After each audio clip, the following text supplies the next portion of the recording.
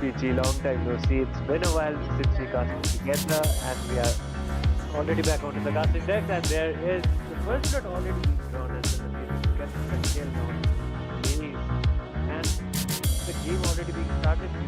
Turtle's fight is already up, and I think both of the teams they will be trying their best to make that kill possible. But I think before that, I actually would like to get a glimpse of how many kills could have been secured on either of the side. The draft was pretty balanced, but interesting draft from the side of the red team actually. But there's an engage once again. Xavier just goes down.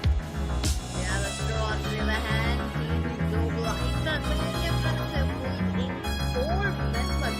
Also trying to go in for the fourth that will be the last word, but I do believe he does have enough ability to get out. But he's gonna contest, he's gonna take at least one out of there. Let's see though. Trying to go in for the still there on the guard. I love how Aluna tried to get a kill, but he did not. But Itami, on to the other hand, this is the grasslands. That means the Minotaur as well as the Tigreal will be having such an amazing time.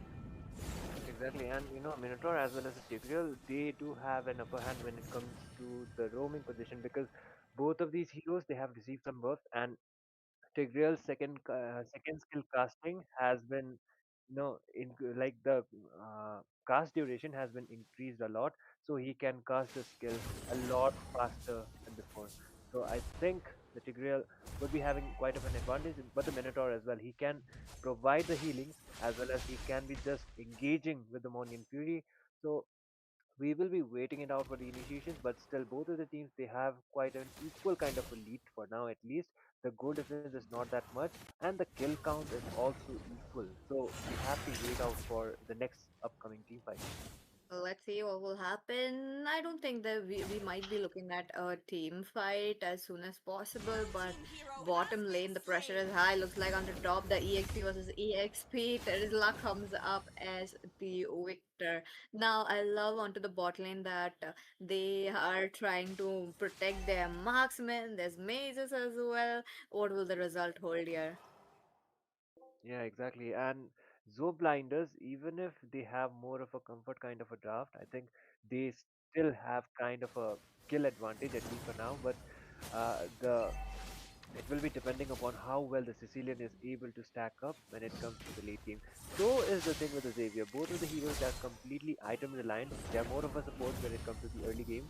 So for now, it's just going to be more focused onto the itemizations. The engages are yet to be done from either of the sides, but I think Tigreal will play a massive contribution when it comes to the engages for the side of Team Lynx Esports.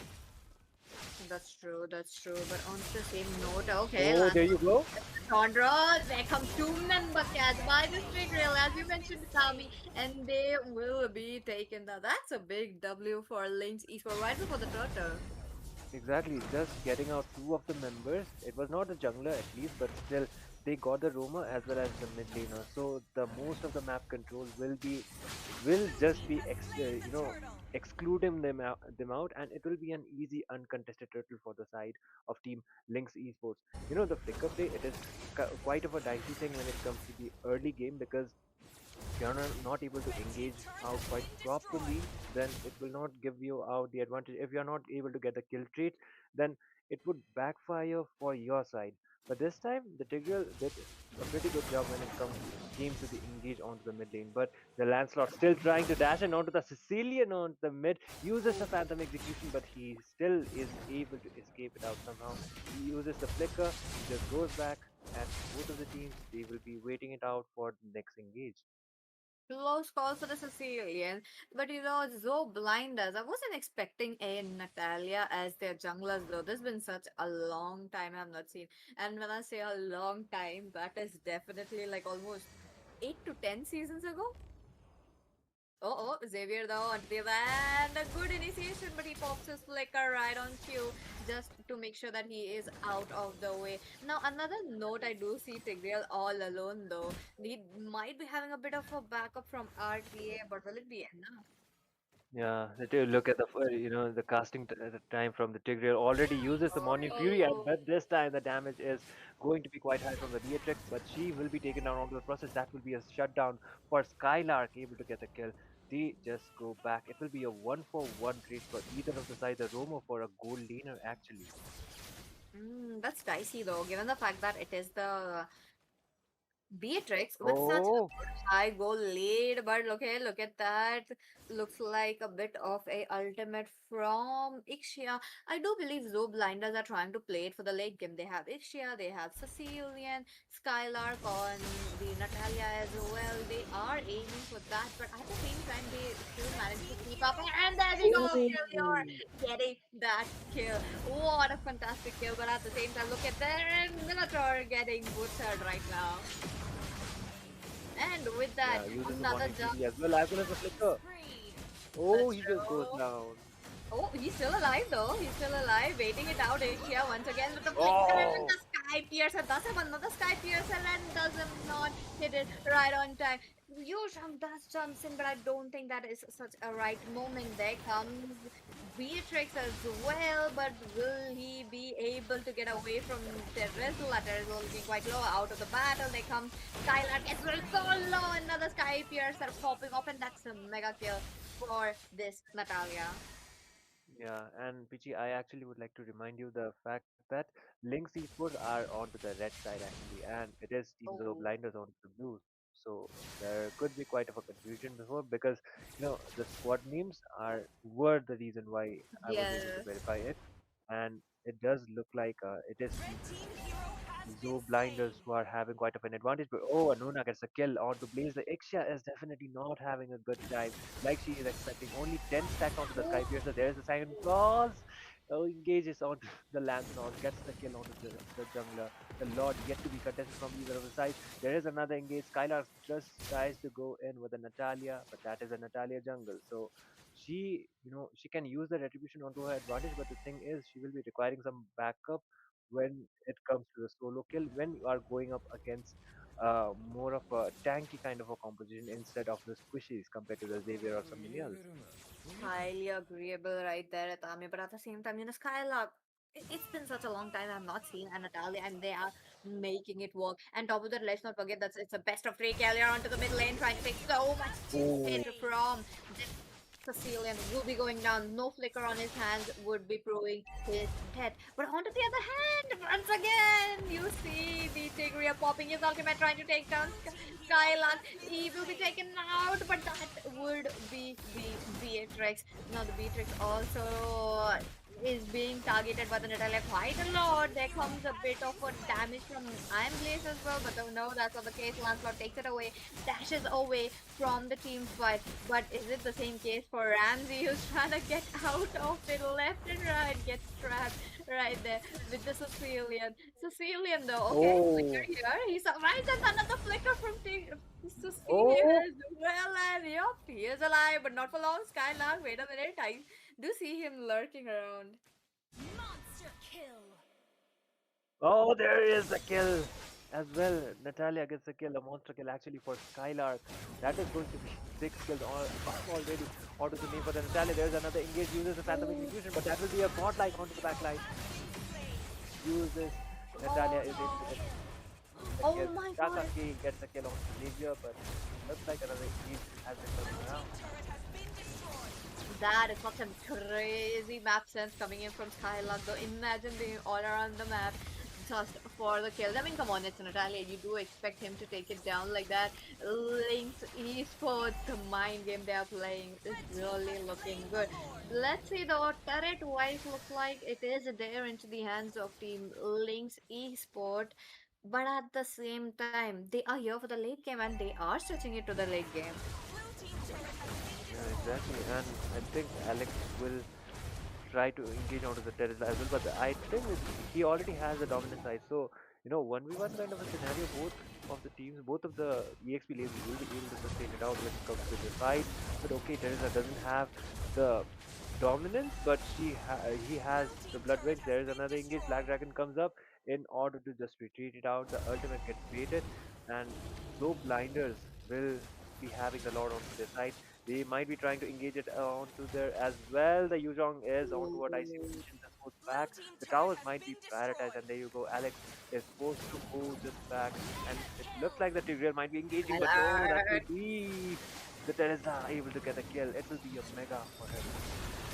Skylark just waiting it for that, and there we go. We got the ultimate with Oh, Ixia with the Sky Pierce, taking them one by one. The inhibitors are in jeopardy as of now with just one cannon minion. Peleus tries to trap them with the immobilization, but RT, hey, the Beatrix looking quite low. The minions are also hurting.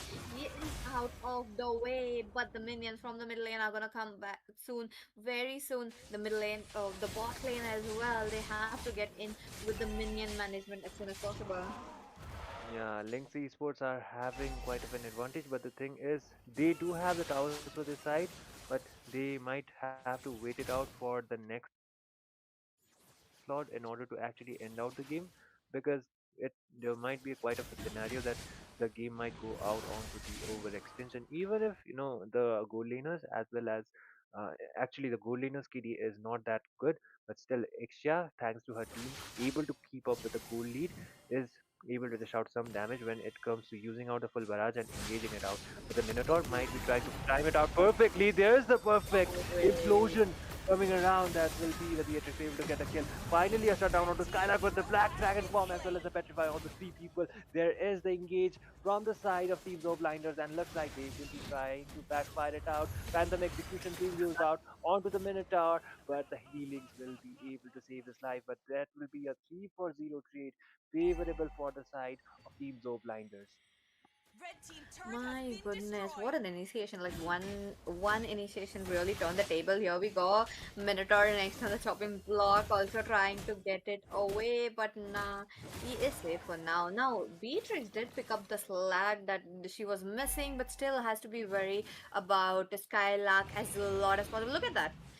I Red do team feel like there's turret has going to be been a little destroyed. fatal, but he's out of the way. Terrasla is Oh, there as well. The dash will be saving her life, but RTA is still getting targeted. That is quite a lot of damage, and Terrasla takes it. Now there is the Xavier as well, the next target, but before that it will be the Tigreal unable to take that much damage. I think this is the time for it, oh, Skylark. the Has been flicker slain. for Xavier, but why didn't he go for the flicker though? Yeah, and just like that, three of the members for the side of Team Blinders will just be falling apart. Phantom Execution being used out in order to retreat, and looks like Ixia will not be wasting any more time. She will be directly going out for the Lord. Meanwhile, her team members will be stalling some time from the side of Team Blinders, making sure the Lancelot is not able to contest onto the Lord fight, and it looks like an uncontested Lord Red for team the has side slain of the Team Lord. Lynx Esports. They are able to secure it quite easily, and considering the tower advantage as well as the inhibitors only remaining from the top as well as the mid as well as the bot, the defense is definitely going to be tough, but it all depends upon how well the Tigreal engages, or maybe how well the Yuzhong is able to zone out with the Black Dragon form. Let's see, let's see. Looks like Team Lix Esports really have it under control. They want to make sure to get off the inhibitors as much as possible. Now, again, taking off the inhibitors is really going to put a lot of minion pressure, which I do really want to see. Look at that. Once again, the members are all, and it will be the Oh, Xavier who gets targeted. Right there. He did manage to save himself with the flicker, which is a good decision this time. I feel like he was saving this flicker for this moment. But with that, exactly. Minotaur though, Oh, waiting for a minute and Fury, but he isn't able to spot up. There goes the EXP as well as a tanker onto the back lane, making sure that the Lord will be out of the way. Minute and Fury coming in along with the Ixia. There's a lot of AoE damage right into the play. Two members almost trying to go down, and there goes the immortality of this Terizla, taking out so much damage. And there you go. It's a 1-for-1 trade. EXP for an EXP, but the good news for the side of Team Blinders is they were able to defend it out somehow thanks to the Xavier as well as the engages coming around, and again the Phantom execution being used out onto the Lancelot. It will be Skylark just losing his life trying to engage it out, but there might be the engage. Double Speaking of kill. engage, there is the implosion coming around. Beatrix gets the double, might even get a triple of Indonesia being used out, and that will be a triple kill for the Beatrix. Might just go out for the Maniac, but the Morning Shield being used out in order to count it out. They're trying to buy some time, but it won't be enough. And Zooblinders are able to Zooblinders are able to buy some time for the side of a team, but the question is, will they actually be able to end it out? Once again, the implosion coming around from the Tigreal tries to buy some time, but he will be just losing out his life. It will be the Minotaur actually losing his life. That was the implosion being used out from the side of the Zooblinders. It's only the Terizla trying to defend it out, and then comes Oh no. Skylark as well onto the See? back line. He might just go in for the Xavier, and there you go. He Oh is going no. to just go in, but nah, he just goes back. Gallier loses his life. It will be the mega for the PHX once again. The Black Dragon comes up. Explosion once again. There is the full barrage finally getting the shutdown on the PHX. And just like that, once again, Joe Blinders, they will be have to wait it out. The Oh overextension no. as well as the defense will not be pulling up. Skylark once again tries to Red use it team out, but turret he has just been goes slain. back. He will be losing his life right before the Lord is spawning, and looks like Zoe Blinders might be able to take down the Lord, but the main drawback for them is they don't have the goal laner. So build only the jungler, it will be taking a lot of time for the side of Team Zoe Blinders to actually take out the Lord. Such quick decisions from the Tigreal left and right. That is really like I am really amazed to see. He did cancel his recall just in a nick of time, or else he would have gone in the base. They would have lost more members, but no, they did manage to take down Skylark.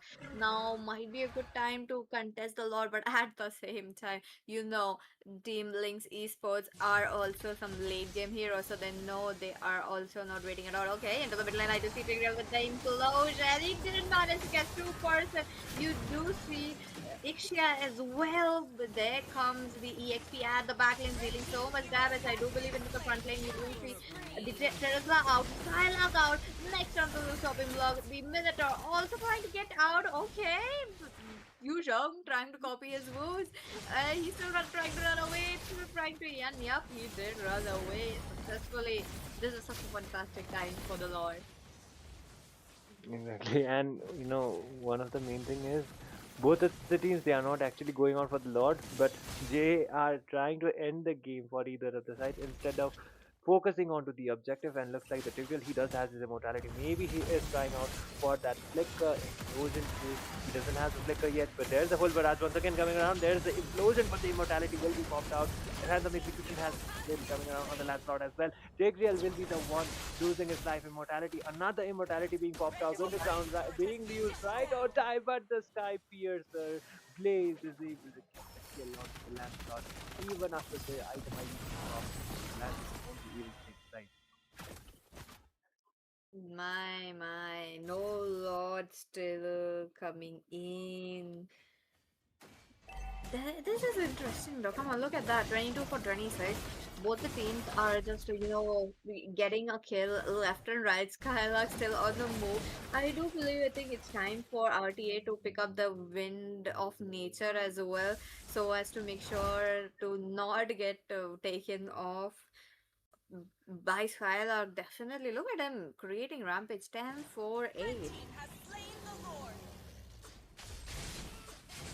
Yeah, and this time it is Team Lynx Esports actually able to get a lot, but uh, the inhibitors are not like it's still the same case. But the main thing is for the side of Team Lynx Esports, if they actually want to end out the game quite properly, the main objective is going to be trying to take the Xavier out before the Lord actually spawns up. And maybe if even if not trying to take down the Xavier, at least bait out his Flicker.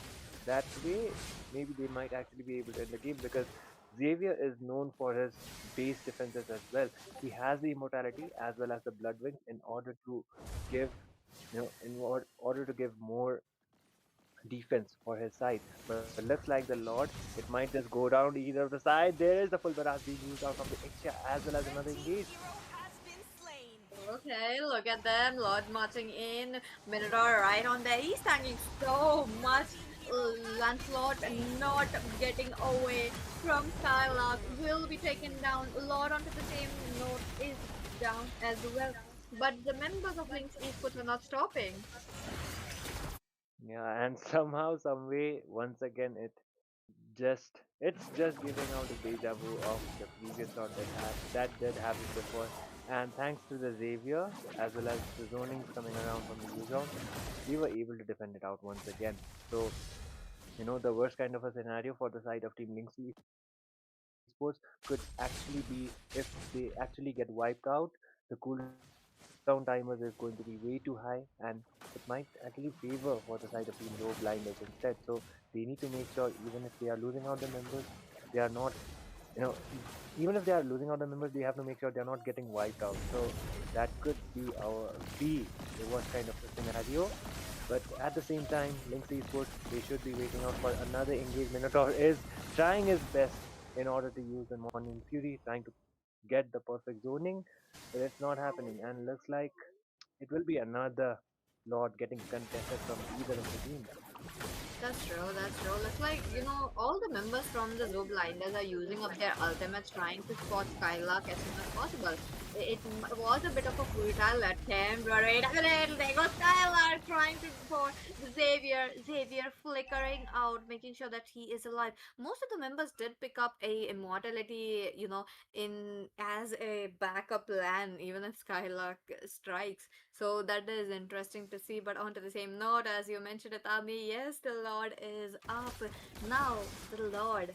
This is going to be one final Lord, in my opinion.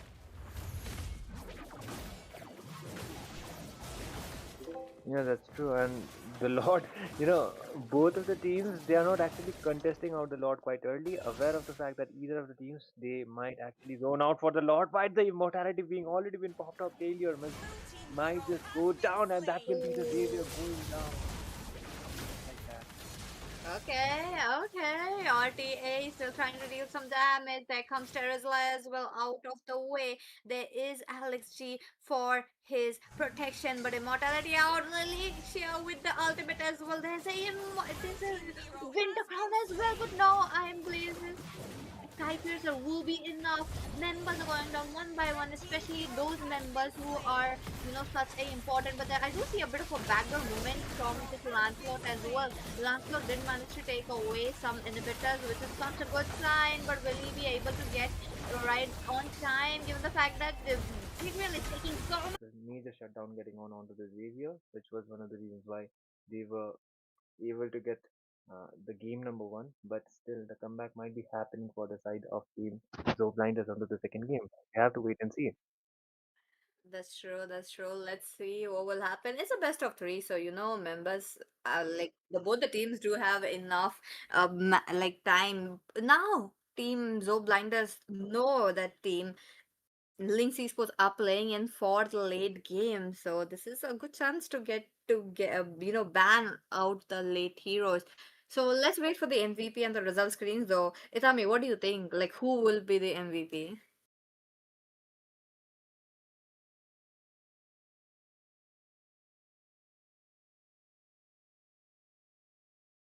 Okay, okay, it will be back, don't worry. But talking about the MVP, I do feel like it's Skylark. Skylark might be getting that.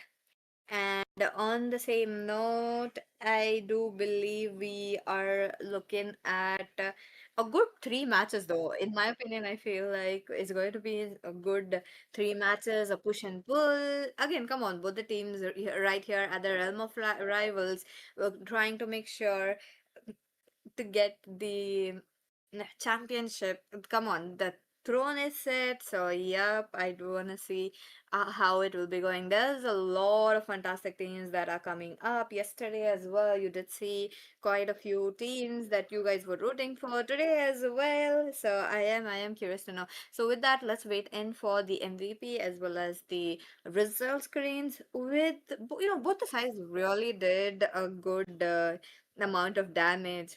Both the sides did make sure to hold as well, but at the last moment, so I do believe that was where everything just fell down for the side of Team Zo Blinders. And with that, we got our MVP. Surprisingly, it is not Skylark who was the one sneaking around all around the map, right for the kills. It is none other than the Minotaur. Interesting to see though. I mean, come on, he was there such as a good rock hard tank, making sure to So all the damage, so definitely that looks very good as a, MVP. He is a well suitor for that, I do believe that. So that's the first match MVP we got, so interesting to see. I mean, I feel like into the next game, if we are getting a 2-0, Skylar would be making sure to get his MVP as well. So let's see if that's gonna happen or not. But on the other hand, that is 2-3-20 KDA and 22% kill percentage. Like, I mean, he did get some kills, but I didn't manage to see him up getting, one or two kills right onto the early game. That was when he was a bit trying to jump into the turrets, and his team members weren't able to catch up. So I do believe that's the reason why he did get it. But let's see what will be the result of the matches. Would love to see if the Beatrix did pick up a Wind of Nature or not, given the fact that it should be a very important part of you building, given the fact that there is a Natalia. And there we go. We do have the results right in front of us with Lynx Esport 31 score onto their hands. Blaze did pick up, even though the KDA is like 10-8-3, the Skypius have shot up very, very quickly. They're the same kind of a KDA you look at the Beatrix as well, which is definitely surprising. So kudos to both Yeah, of the teams. They really did well. But again, one can be the winner. of course.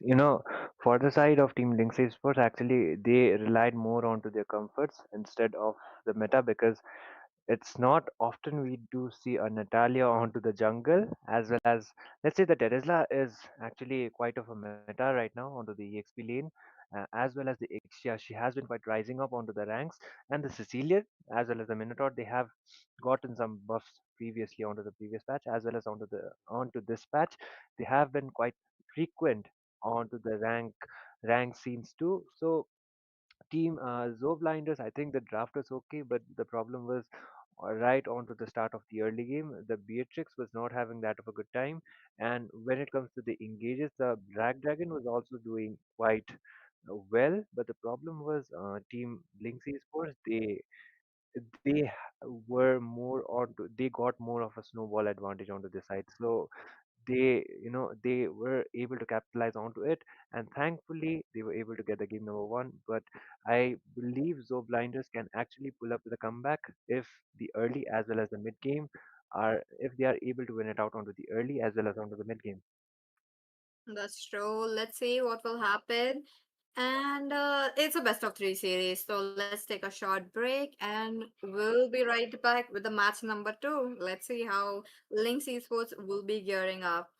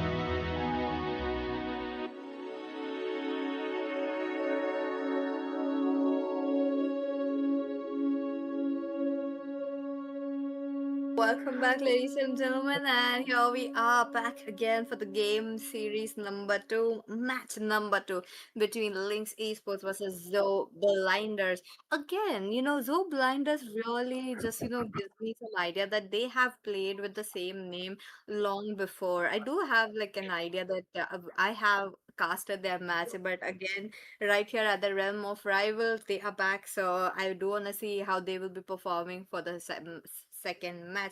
With that, Itami, hello, welcome back. Hi, Pichi. And I think, myself, I'm Mitami, and I kind of look like Putin here. I don't know why, but okay, we are here on to the game number two. So, uh, of course, it was Team Lynx Esports who got the first game for the side, and I think Zoblinders can actually pull up a comeback. Like I already mentioned, if they actually work onto the early as well as the mid game. So it could be quite of a possibility that they actually might pull up a comeback. But it all depends upon their draft and all depends upon how dedicated they are and the mindset as well onto the best of three series. So this will be a match point for the side of Team Lynx Esports. But the question is, can Zoe Blinders actually come up with a reverse sweep? That is going to be the main question. Let's see if they can or not. With that, we are into the draft. Looks like we have the teams here and Sora out of the way. I used to think that Sora was like auto banned, like since he's a new hero. But is it like 2 weeks already with Sora? It is. It Oh should be my most god. probably. Most probably it should be because the season reset. It's almost been 2 weeks. So there's the rule. Like after the 10 or the 15 day span, the new Yes. heroes would actually be used onto the tournament. But for now, we are seeing the EXP lane dominance. So most of the fighters are getting banned off from both of the sides. It's the Alice as well as the Sora and the Lapu Lapu as well, which we do see sometimes onto the gold lane too. So I would say, understandable as well as justified bans from either of the sides. That's true. That's true. Again, come on. Is the EXP lane meta? Both the sides are, heavily taking those heroes such as the Yuzhong, the Lapu Lapu, as well as the Terizla. So that their team members have to ban quickly. Getting on to the bans, we got a bit of a Xborg as well. What about the Granger though? I do feel like the Granger should be picked into this match. Maybe or maybe not, so we might be getting that. But at the same time, will Team Lynx Esports go in for the tank as the first pick, or is it going to be a mage? Granger, the problem with the Granger is he has recently received a nerf, so the damage onto the creeps has been reduced. So that might be one of the reasons why Granger would not be quite of a priority for either of the sides. But if they rely more onto the gold lane, more onto the damage, and if they are willing to play Granger over Grok, which has been nerfed, but I still believe Grok is still a valid pick when it comes to covering the roam position. Let's see. Again, quite a plethora of heroes being picked off already onto the first phase. Now, moving back to the second phase, we are back again to the band section. Now, the band section will be really setting the phase. We do have a bit of a situation with the marksman. I don't see any marksman getting banned off.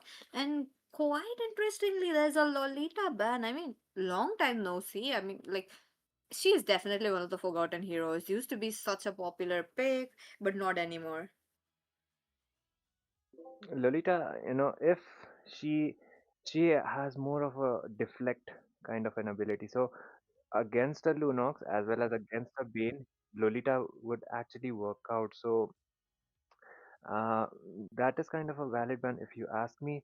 But I think the team Lynx Esports they can be going out for a healer as well. Angela could also be valid, but she has received a nerf. So Lauren as well as a Rafaela, even a Estes has been buffed. So healers could also be the possibility, but the safest pick, in my opinion, when you combine it with the Fredrin, which could be giving you the heals as well as the engages, could be a Minotaur, in my opinion. That's true. That's true. Back again, Lancelot already on the ban list. You did see him putting so much pressure on, onto the menace onto the land of dawn. So, yep, we are getting those, respect bans as well. So that's looking good. Lancelot out, Minotaur out next. Probably we are looking at Tigreal as well. Yeah, Tigreal could also be quite of a possibility as well because we did see the Tigreal coming up onto the previous game, but unfortunately it didn't work out for the side of Team So Blinders. Even if the engages as well as the implosions were quite up to the point, I still believe the fact that when it comes to the engages, the damage output was not there for the side of Teams of Blinders. So if they are able to keep up with that, then Tigreal could also be quite of a possibility. But okay, they are going for full combination dive it seems, and the Grok is also there. So most probably a Grocky XP lane combined with a Carmilla roam. So it all depends upon the fact that how well they will be engaging, and oh my goodness, a beefy composition actually for the side of Teams O Blinders. My good, oh my god, three tanks. What is happening? Okay, so Blinders really wants to, gear up. Last match they did not, had enough protection against the with Natalia, so they just went in for much protection in every single lane. That leaves Alex as well as the Kaelior, trying to protect themselves, and they have picked such an amazing heroes. Like one has ability to drink and heal, the other has the ability to go underground and just go invisible, negate all the damage. So I do believe they will be having, but again, cooldowns will be very important. And here we are, ladies and gentlemen, back again into the match. Let's see what will the result be. Okay, curious to know though, why is not Skylar going in for a bit of a, you know, like maybe he could go in for the opposite side of the jungle, in the enemy's jungle. It could, yeah, that would have been quite of a possibility, but I actually would like to see the fact that Skylark, he decided to go out the fanny, and on to my surprise, he's not using the Skylark skin. That is quite of a waste if you ask me, but there is another engage that will be a first blood for Skylark. Right up to the point, they are just invading onto the red buff, and most probably they might be able to get it as well. Akai is trying to engage onto that, but he might just lose his life, secures the retribution, and they are forced to just back off. Overextension coming up from the side of Team Linksy Sports onto the other hand. That's true. That's true. No, okay. So far so good. Skylark did manage to pick up some kills, which is really looking good. But at the same time, a bit of yes, a bit of a damage left and right. And here we are. Okay, middle lane. The push and pull is there. Kaelior might be able to get that play kill, and yep, Oh, get that kill quite early on. yeah, and oh, there's a heavy spin as well coming up onto the CC, but unfortunately, that won't be able to pin her onto the walls at least, and the turtle will be spawning onto the next few seconds. But I feel both of the teams they will be trying to contest it out. The problem is they might just go out for the engages once again. The cutthroat being used out from the Fanny. Skylark Ooh. able to get another kill onto Ramsey, but that will be the Zungler falling down. So Fredrin could just go in for the turtle just like that. Let's not underestimate Akai as well. He has been trying to deal so much damage just alone by conclusive blast as well. And there we go. Taunts are coming in. Members are waiting it out. No initiation into the mid lane. Again, for so blinders, I do feel like they might be, losing up a bit of a damage. Though they have excellent CC, excellent AOE damage as well. What about the damage? Will they be like able to keep up with the damage given the fact that it's only RTA and Kaelior, and even RTA is not on the retribution, so that's going to be a problem. And oh no, that is definitely not a problem because he himself walks alive against Skylark. Skylark. But with that, Turtle is up. Turtle contest is still going on. I do see a bit of a heavy spin, and there we go. Anuna. Oh, Turtle, the exit paths are being blocked, and Takake has been, pushed and pulled so much that he has to give up his life. yeah, I almost read it as Tatakai, but it is Takake, on to my Yes. surprise. And this time, Zoblinders are doing pretty well when it comes to getting out the objectives, as well as they are leading on to the kill lead as well. So they are able to keep up with the momentum, but so I feel they might actually pull up uh, game number three for either of the sides. So that could be quite of a possibility. But the taunt already coming up onto the Grok. He is a damage Grok. Let's remind you that, and he just goes back, right? He just goes back just like that. And the Grok will be able to sustain the round. Look at the walls just coming around, but there's the engage onto the CC. Oh, Cersei will be taken down. This match there's no marksman, so that means it's the early game, the mid game won't be that high risk. Look at that. That means top lane is quite open. There we go. Ready speed along with the curse of blood. Sicilian will be taken off. Tigreal next on the chopping block pops up the implosion in trying to get away, and yep, he did get away, managing himself with a flicker. But Skylark though, like, I mean, he does have like a crazy idea though, picking a Fanny in this economy. Yeah, of course. And Fanny, Fanny, she needs to get the snowball as well as the fact that she's able to stack up with the Sky Piercer. Then that could be the only case that the Fanny would actually work out against that tanky kind of a composition when it comes to the late game. So that would be one of the reasons why they might be trying to prioritize out of Annie. Maybe it was the comfort pack, but the vengeance being used out for the Fredrin. He just goes back, and there might be the engage. Sicilian almost able to get the kill onto the Lunox, but it won't be happening. Instead, Sicilian will be the one losing his life. Will be a 1 for 0. Once again, favorable for the side of Teams of Blinders. The implosion coming around once again, as well as the curse of blood. And looks like Skylark might be getting out for the kill, but it still won't be enough.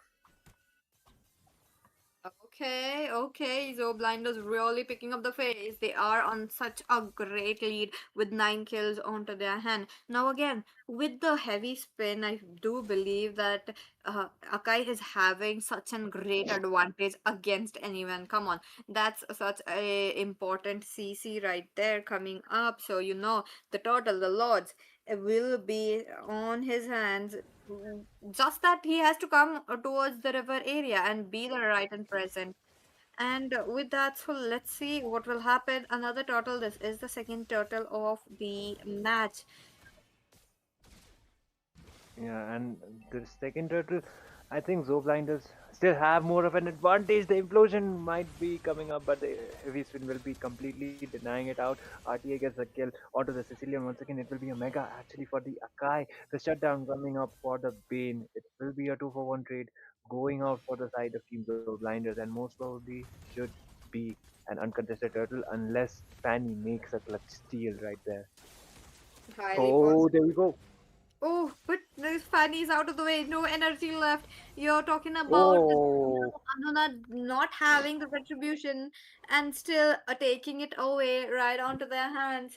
That is a bit of they are just waiting up to get those damage as soon as possible into the mid lane. A bit of a lot of damage for the Lunox, but goes away with the brilliance. Course. And Zoblinders once again gets more of an advantage for their side.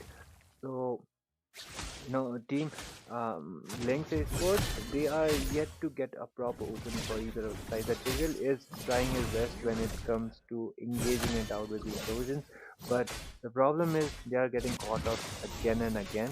And on to my surprise, the utility kind of a draft is still working out onto their favors. For the burst, they have the Lunox and the Bane. And speaking of burst, the flicker just being used out. There is another engage, but we just go back. Look at Skylark trying to dive in onto the Lunox, but she uses the brilliance just to escape it out. With the Red Fredrin team onto turret a has bad been position, just destroyed. goes back, and that will be another objective that is secured actually for the side of Team Lynx Esports. So, even if the kill count is quite high, the goal difference is not that much. That's true. That's true. Again, Team Link 6 would really make sure to get. But again, they play it for the late game. Early game doesn't matter much. But onto the top lane once again. Engage coming in for this CC. Unable to take those damage will be going down. But okay, Kalia looking quite low, will be taken down. There's a bit of a burn damage as well, but Ramsey will be making sure that the hit will be the implosion. Hits on two, nothing much, but there goes the curse of blood, which was such an important two flickers from both the sides. The chase is on, Sicilian down as well. So naturally, Team Lynx Esports doesn't have much. Yeah, and one by one, Lynx Esports just lose out the members. The lot has already been spawned, so there shouldn't be much of a problem for the side of Team Blinders to actually clear out the lot. So, and the goal difference is not that much, but the problem is the kill count is extending as well as the tower advantage. It is more out for the side. It's actually not that much as well. It is Lynx Esports has the tower advantage. Order there is a tectonic charge coming around, and the Tigreals, Taka K will be losing the fight once again onto a 0.5 KDA. The battery is being used out by the Sicilian in order to escape. The damage killing is still not there, so Lynx Esports, they need a proper opening to actually make out the engages as well as get better trades for the side. The Fanny will just be losing out the purple buff of hers. There's a heavy spin coming around from the Akai. It burst completely onto the CP Blaze, just losing his life onto that process. My goodness, Rope Blinders really pushing it. Okay, Flicker Implosion working quite well. Failure will be taken down. No time to reaction for the Luno. Skylar, on to the other hand, tries to make sure to get as much as kill right there. The main contender of killing right there is definitely KLR as well as RPA. Other than that, it's really quite hard for them to actually melt down those heavy tanks. They went in for a little bit of a same strategy as well. They do have CC trying to melt them down, but the CC herself is getting melted, so I don't believe she should be the one, initiating much. Yeah, and for the side of Team Lynx Esports, I think the Tigreal will be the major factor when it comes to the engages, and Skylar can actually dish out the damage if Team Zoblinders are left out with the low HP. So they have to wait it out for that. But I think Team Zoblinders will not be wasting any more time. It would be better for the side if they don't waste out any more time and directly go out for the objective. That is going to be that lot. But they are aware of the fact that the Fanny could actually come up with the engage and try to make out a cut shield. So that is quite of a possibility. But Lynx Esports, they are taking the time, aware of the fact they do have the tower advantage for the side, but the problem is they actually have equal towers for either of the sides, but the kill count is way too high as well as the goal lead. Once again, the heavy spin comes up. Oh, looks like Kalia Ruby was striking once again. Take one kill. Is he looking for more? Because Kyla jumps into full energy. He does go in for the Akai, unable to do so. Akai is still being on, 99.9% of his HP. Itemization looks like we are getting the Fredrin on a bit of a defense. I would love to see him going one offense item though, given the fact that they need to have a bit of a damage on their hands. Team has slain the Lord.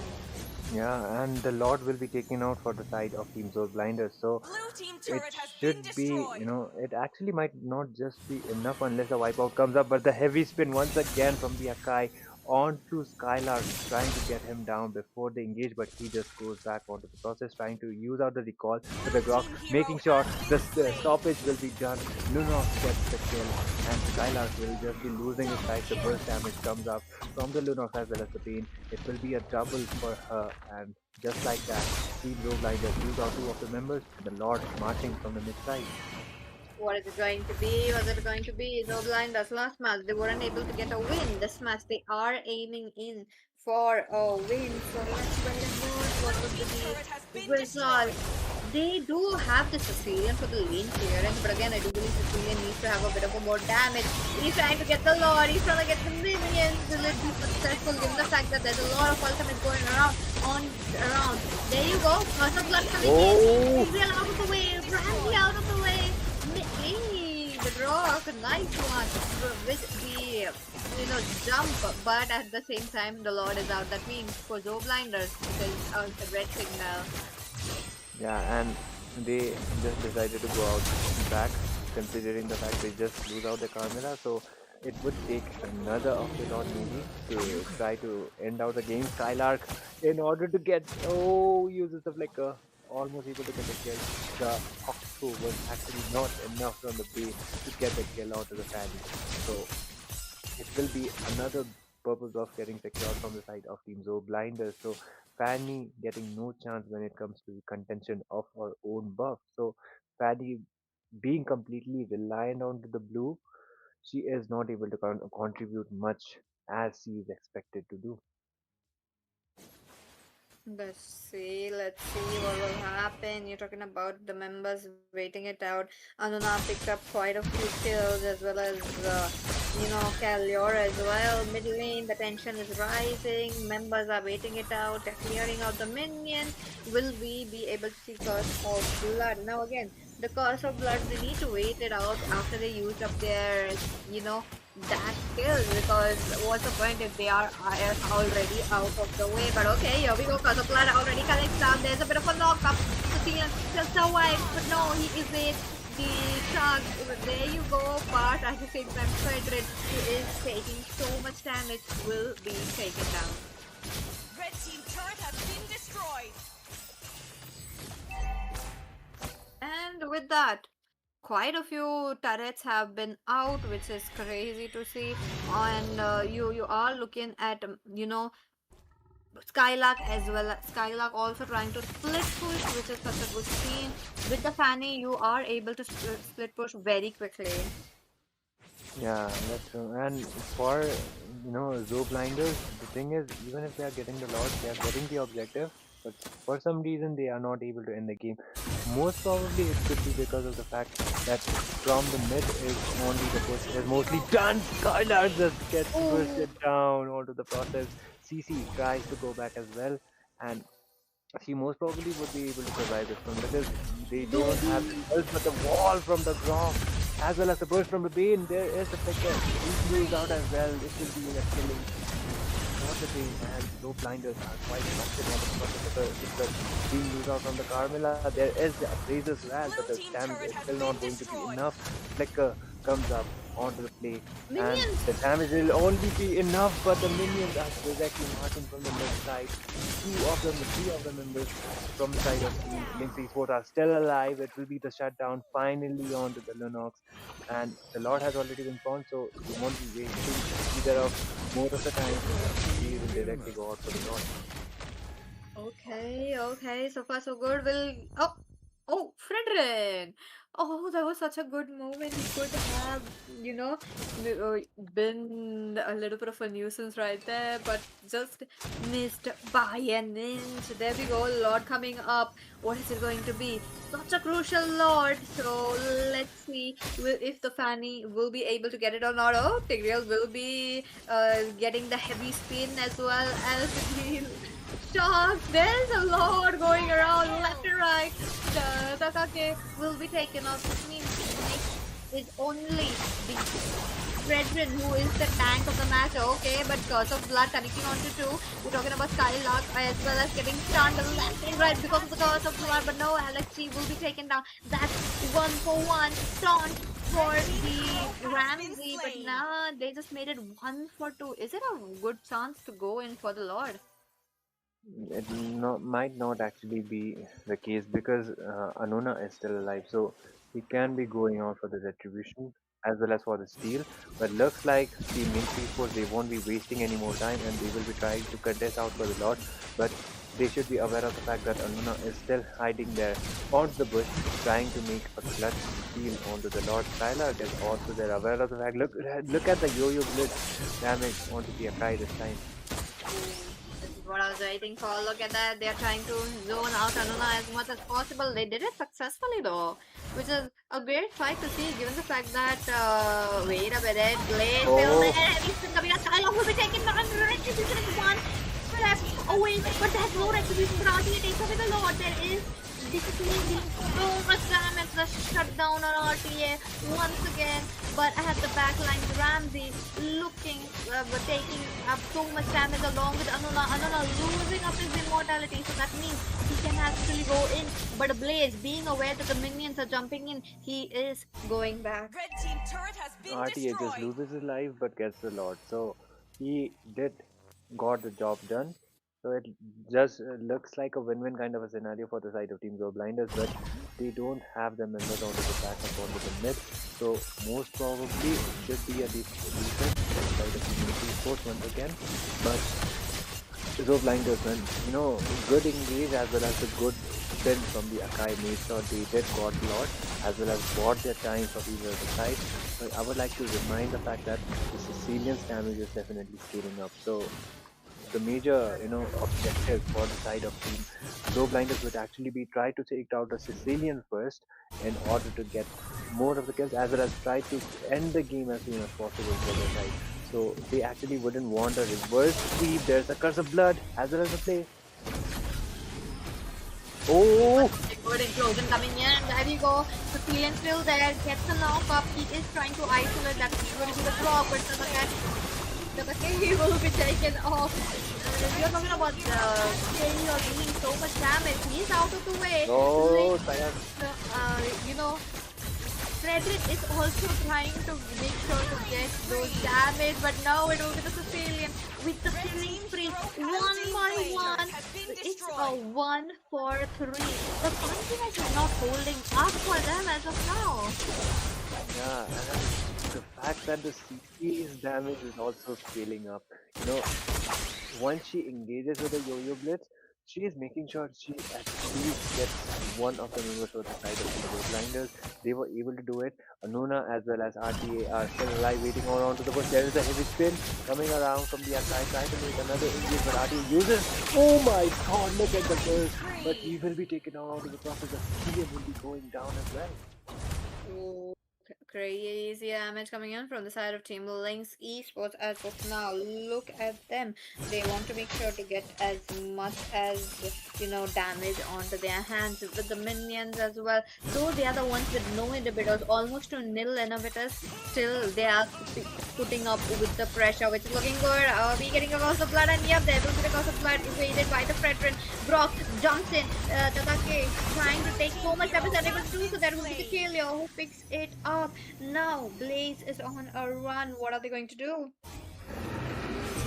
Yeah, and Lord has already been spawned, but maybe Zo Blinders might be forcing it out from the mid. Looks like that might be quite a good scenario. Brock just goes all in, and Tatake as well as Sicilian are still not there onto the T5. The minions are spawning, and there is the T5 coming around. Brilliance as well as Sanguine Claw did connect. Heavy spin with there, and there is the Appraiser's Wrath onto the Lunox, able to get the kill, and that is the overextension as well as the opening team Lynx Esports needed for their side. The Lord is already up and looks like we will be trying to contest it out this time. They do have the chance to contest, but Anuna with the heavy spin might be a problem. But you're talking about CC being alive. They need to take down CC as quickly as possible, who is the great threat right here for Anuna. So I do want to see what will happen. And on the same note, the minions will be quite a bit stronger as well. So the lane pressure is just no joke. Yeah, exactly. And for the side of Team Zo Blinders, actually, they do have the tower for the side. So even if they, just leave out the minions just like that, there's a heavy spin as well as the Curse of Blood comes down, and that will be Sylas just losing his life. And there's the implosion as well as another engage coming around. Engages after engages, that will be the unstoppable. So Jesus Wrath comes up once again onto the Lunox. There is the Tectonic charge. Another engage just comes out, and looks like Team are the one losing out the members from the side. And there is a Mecca. Bane gets the double, RTA gets the double, and there is the shards coming around from the Bane, but the CC won't be able to sustain it out. 4 of the members from the side of Team Lynx Esports are down, and looks like Zo Blinders might just be able to do the job. It's only the Fredrin remaining, and they won't be wasting any more time. They're directly going out for the Bane. Oh my god, Joe Blind at this time around, they really turned their ties. Is it going to be end given the fact that Fredrin is trying to get it sure? The base is getting targeted.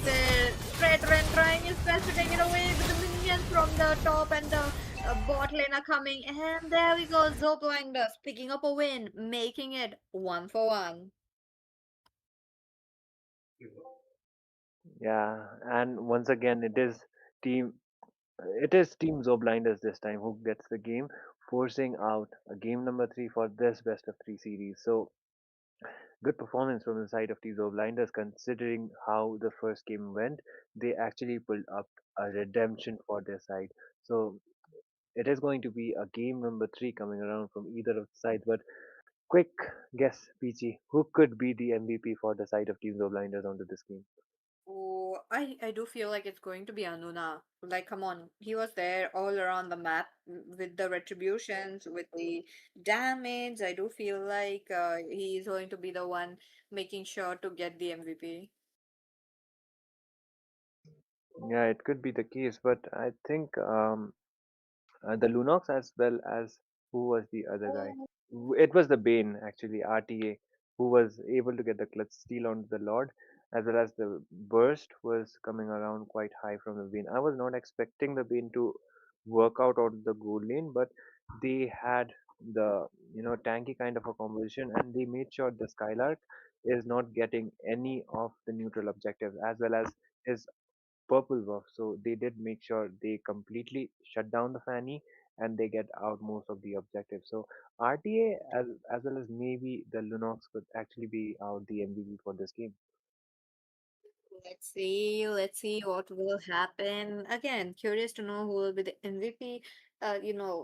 Quite a lot of members. And what crazy is they pulled up with all tank. They were kind of bit of struggling towards the late game, but they weren't able to, with one team fight, they were able to get it on. Yeah, and for the game number three, considering how unorthodox kind of draft both of the teams. Okay, it is actually Anuna, like Oh Pichi was no. guessing. It is Anuna onto the MVP. So it is an EXP laner, right? Anuna was the EXP Oh, for. okay, the jungler.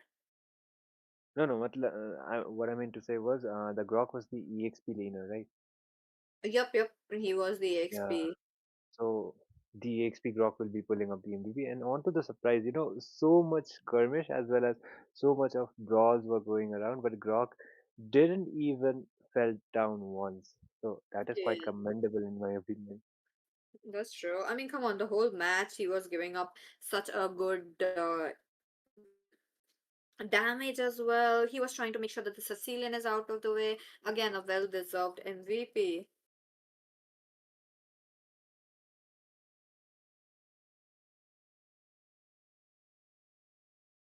And with that, let's go for the results very soon. I do want to see how much the Lunox picked up though. Come on. Lunox really made sure to melt them down a lot. Yeah, and looking at the KDAs, yeah, of course, the Lunox, even if it's only it is six deaths onto her, she was getting quite bursted down with the appraisers that it was two of the times that the president was able to bonk her. So the Bane was one of the major damage dealers, but Anuna onto the Grok. When came to setting up the walls quite perfectly, as well as going in directly with the tectonic charge, he was able to do his job. So the tanky kind of a competition also did work out for the side of Team Joe Blinders. I think they relied more onto their comfortability this time instead of Team Link Esports, what they did onto the previous team. So the bans onto the third game most probably should be more onto the EXP target, but I actually wouldn't be surprised from the fact that they just ban out maybe the Tigreal or maybe the Grok could also be one of the ban priorities. That's true. That's true. So let's see what will be the result. Again, it's a 1 for 1, best of three. third match, they will be having to battle it out. So I am curious to see what, who will be the one picking up points. So Itami, let's take a short break and we'll be right back trying, for let the members also have a good amount of, a session with, what could they pick for the victory. Exactly. And for the game number three, I think Lynx Esports will be taking on the red side this time, and Team Zo Blinders will be going on to the blue. So it is going to be all over what happened onto the first game. I think, when it comes to the draft, both of the drafts, it will be quite unpredictable. But this is a game number Yes. three, a do or die for either of the sides. So I actually wouldn't be surprised for the fact that instead of the meta reliability, they will be going out for the comfort picks. Highly possible that could be happening, or they could actually go in for another tanky picks. I would love to see them going on again with the tanky. It was definitely interesting to see. So, with that, let's take a break. We'll be right back.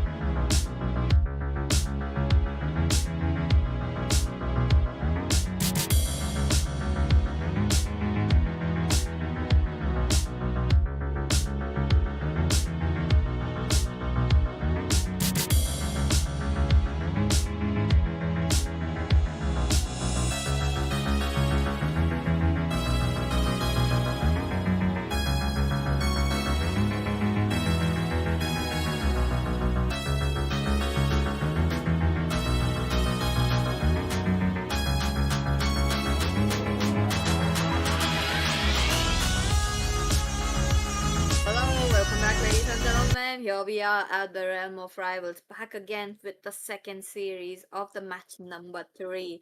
Again, it's Lynx Esports versus Team Z. Z. Wait a minute. Oh my God. Zo Blinders it is. So Yeah, Zo Blind. blinders, yeah. Okay. We are having Zo blinders. They did pick up a victory last match, so that is a big win for them. So let's see this match if they are getting it or not. And with that, Itami once again, hello.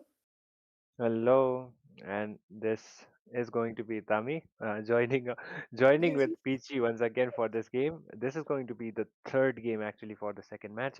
So Peachy has already mentioned out quite of the details, but the thing is, for the side of Team Zo Blinders as well as Lynx Esports, they are completely relying on to the fact that they're picking out, really beefy kind of a composition in my opinion. And for the side of Team of Blinders, it actually did work out onto the previous game. The Grok, specifically.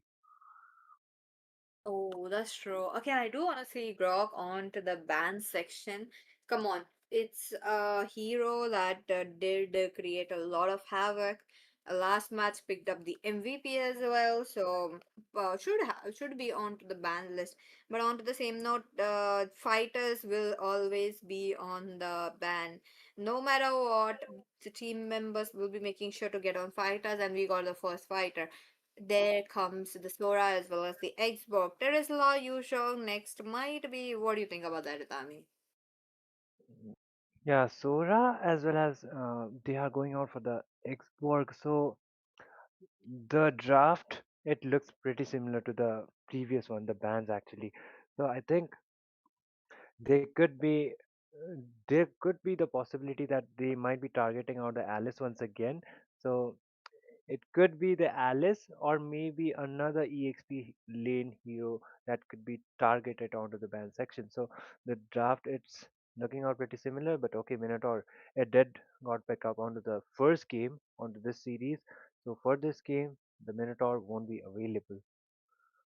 Minotaur was such a menace though onto the game number one. I do feel like they have like known what the Minotaur is capable of, so they did manage to ban it off. Tigreal, same case. You're talking about Krog getting banned as well, which is a good sign. But this time around, the Thamus is still open, the Terizla being open. You're talking about Yuzhong as well. The CC, I don't know why the CC has been not been banned. Yeah, the CC, yeah, good question actually. The CC could have been onto the ban sections, considering the fact that she did work out on the previous game. It was onto the losing side, but CC could also be quite of a valid ban, or maybe she's not. If she's not onto the ban section, then she could be more of a priority onto the gold, or maybe onto the EXP lane. So it could be possibly the CC could be prioritized from either of the sides, but it's going to be most probably it is it going to be comfortability or is it going to be meta reliant? That is, that is only going to be one of the questions that I actually would be looking up to. Even I am curious to know though, both the teams have been surprising us right from the start. So this game as well surprise us. I do want to see what they will be trying to go in for. Yeah, and the fact that both of the teams, they are taking enough of the times when it comes to picking out the heroes. I think they are analyzing the draft of what happened out previously. Minotaur as well as the Grok has been banned out, so we won't be seeing it was Anuna right onto the Grok, so we won't be seeing Anuna using out the Grok onto this game. Instead of the Grok, he will be going out for something else. But there you go, the Lapu as well as the carry being prioritized. So Lapu already getting prioritized, but the carry, it kind of makes out the fact that it clarifies it out that Lapu is definitely going out for the EXP lead instead of the gold. So Flex is not getting showed out here, but interestingly enough, they go out for the Minstar as well as the Kimi and the Granger. They are going all out with not more of a beefy draft, but with full damage mode this time. Interesting draft, though. I mean, look at Team Lynx Esport. They knew that Team Zoe Blinders can go in for a bit of a tankiness, so they are already prepared with a carry. But again, the carry needs to be in a lot of a safe position, need to farm up as quickly as possible. So, if will that be possible to making that possible, they go in for a Lunox. That's really looking good. But talking about Alex Gido, who's on the Mincetar, is it going to be an EXP or is it going to be a roam? Rome could also quite work out, I think, but Peachy actually would be quite happy of the fact that the Luai has been picked out from Team Lynx Esports. Definitely. That is one of our favorite heroes, as well as when it comes to the divergent plays, as well as the yin yang combinations, Luai has a really strong early game control, and against a Mizithar, That's true. you know, Let's see how the our Loi will be performing tonight, given the fact that there's a lot of possibilities. Lancelot out of the way, next might be the Tigreal or Fredrin as well. Oh, but they go in for Skylark's hero. That is interesting. Fanny out of the way. What other assassins that we might be looking at? What other popular assassins are out? What about the Hayabusa?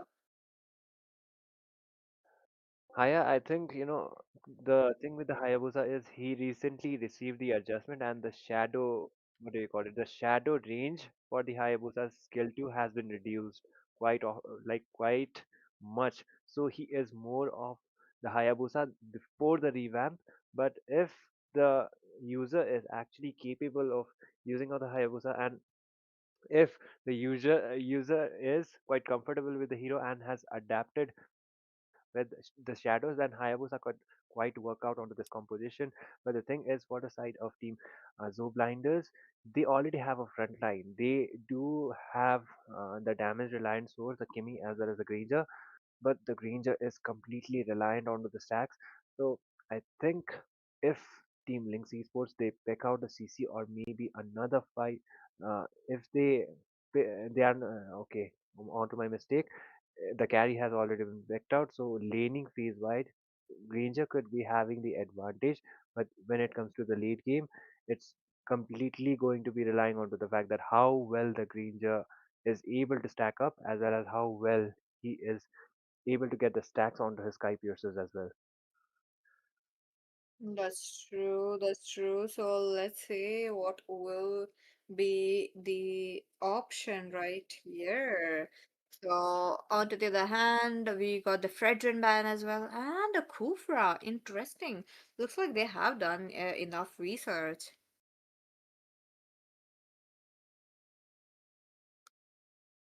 And with that, let's see what is it going to be. A pick coming in. We got the Alice.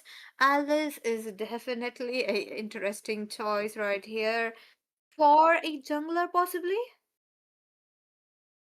M- Maybe or maybe not, but at the same time, how is yeah, I do feel like the Alice is the jungler, but I am really not sure of it. I have not seen a Alice as a jungle in a long time. So let's see. Again, both the teams have been, surprising us right from the early game. So that's that for us.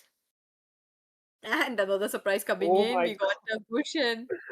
Oh my god. Okay. So blinders they are completely going all out, it looks like. And Mensitar is definitely going on onto the EXP lane and it is going to be a Kaja onto the room. So their draft is kind of squishy. I do agree with the fact onto that. And Louis, if she is able to get the snowball, even a Sky Piercer could work with Skylark. Once again, is going out with a Natalia. Natalia could actually work considering the draft as well as you know early game advantage. They do have Lynx advantage. Lynx Esports, they do have the advantage. That's true. And you do see a lot of, squishy heroes right there on to the hands of team. So blinders. So let's see what will happen. Teams are here. We are into the land of dawn, ladies and gentlemen. Let me welcome you into the land of dawn. Here we are for the third match. This means this match will be the deciding factor that which team will be scoring a point and trying to take it down. And that's going to be Natalia back again onto the jungle. Yeah, and this is going to be the final game for the best of three series on to the match number two. So after this, we still have one more game, like we still have one more match coming up. So this is going to be the third game, and RTA on to the right before he was onto the green, and this time he is onto the green side. So fighter gold is also done. Marksman gold is going to be what's next, and okay, that is a Lapu Lapu gold actually, and carry on to the EXP lane for now at least. That is definitely surprising. And oh my god, Ramsey seals up the purple box of Skylark. That is definitely such a good thing to do, given the fact that trying to, delay the farm of Skylark onto the bottom lane. Will we be able to see first blood? Not much. The teams are just all around the map. They want to make sure they have enough farm. And yup, you do see Takake onto the roam this time with an Alice. Alice roam. That's interesting. Yeah, the draft, it looks out. What do you call it? I would say the draft is pretty unorthodox, but when it comes to the ingredients, Alex could also be quite of a playmaker with the ultimate action. So it could be quite of a fact, but there's a crucial with the combination that That picks up the advantage now. The advantage is really looking good onto their hand. They did manage to, swap lanes once again, giving the carry top lane a bit of a gold. And there you go, Anuna being zoned out. Wait a minute, he is out of the way. But the total is up. That means they need away. Okay, little bit onto the mid lane. Ramsey taking up with the judgment, divine judgment, and that was such a successful kill. Yeah, and when people they are yet to find out the opening for their side, that will be another kill for that team. And looks like it should be an uncontested win for the side as well. The Jamila from the Red side team has of slain the the turtle. Winter Force is nowhere near for the contention. And those liners, they're just turning out to be it's almost over 5K for the side. True, that's true. Oh, despite picking up the corrosion side, carry will still go down. Ramsey is there. Amala being quite fast enough with this combo that really gives him the advantage of going very quickly. But wait a minute, there comes a bit of a option for Loi missing out her combos. Has to go back onto the middle lane, trying to go for farm up as well. Given the fact that she is quite low on the farm. Tatake already low gets out of the way, his blink skill proving himself that he can do it. But Ramsey this time though, I do feel like this pick is just for the Natalia. Yeah, and for road blinders, the lead looks pretty good at their setup. I was thinking maybe to use it to divine judgment, but still it's Oh, not enough to get a kill onto the Louis. She just goes back onto the process. Draft wise, I think Louis could have been able to do quite much more when it comes to the deep contribution, but Alice being onto the room, it is looking out for the situation that they don't have a proper set lineup for the side. And speaking of the Alex, he just gets bursted down from four of them in the from the side of the kind of their 18 game once again, and that will be a double for Anuna. And just like that, Natalia comes up with the engage. Maybe will be able to get the kill. So almost onto the finish, but still the damage won't be enough. The 30 will be spawning, but the question is, will they actually go out for the 20 or they wait out for the 8-minute launch? oh, I'm curious to see though. I mean, 8 minute lot really looks a bit far-fetched, so they might not. But at the same time, Skylark, despite their enemies being quite squishy, he's not able to get it. Let's see what will happen. Members are all around the map, especially towards the bottom lane as of now, trying to go in for the turtle as well. The turtle being up, but let's see. Let's wait and watch. Oh, wait a minute. There comes the teleportation, but Tata will be quite low to take it down. And oh my god, two member hook from Alex. That's quite a splendid damage we have been looking for today, and they got it. Team has slain the turtle. Yeah, 11 and 0 actually. So, no opening for the side of England esports onto this game, and they are being go blinded. Not only they are trying to pull up the defense, but they are proving out complete dominance on the side. Lapu might be the one that's getting engaged. The Brave Spider being used out as an inflictor, being used in order to get to see. There is a diversion coming up from the duo, and that is one of your members.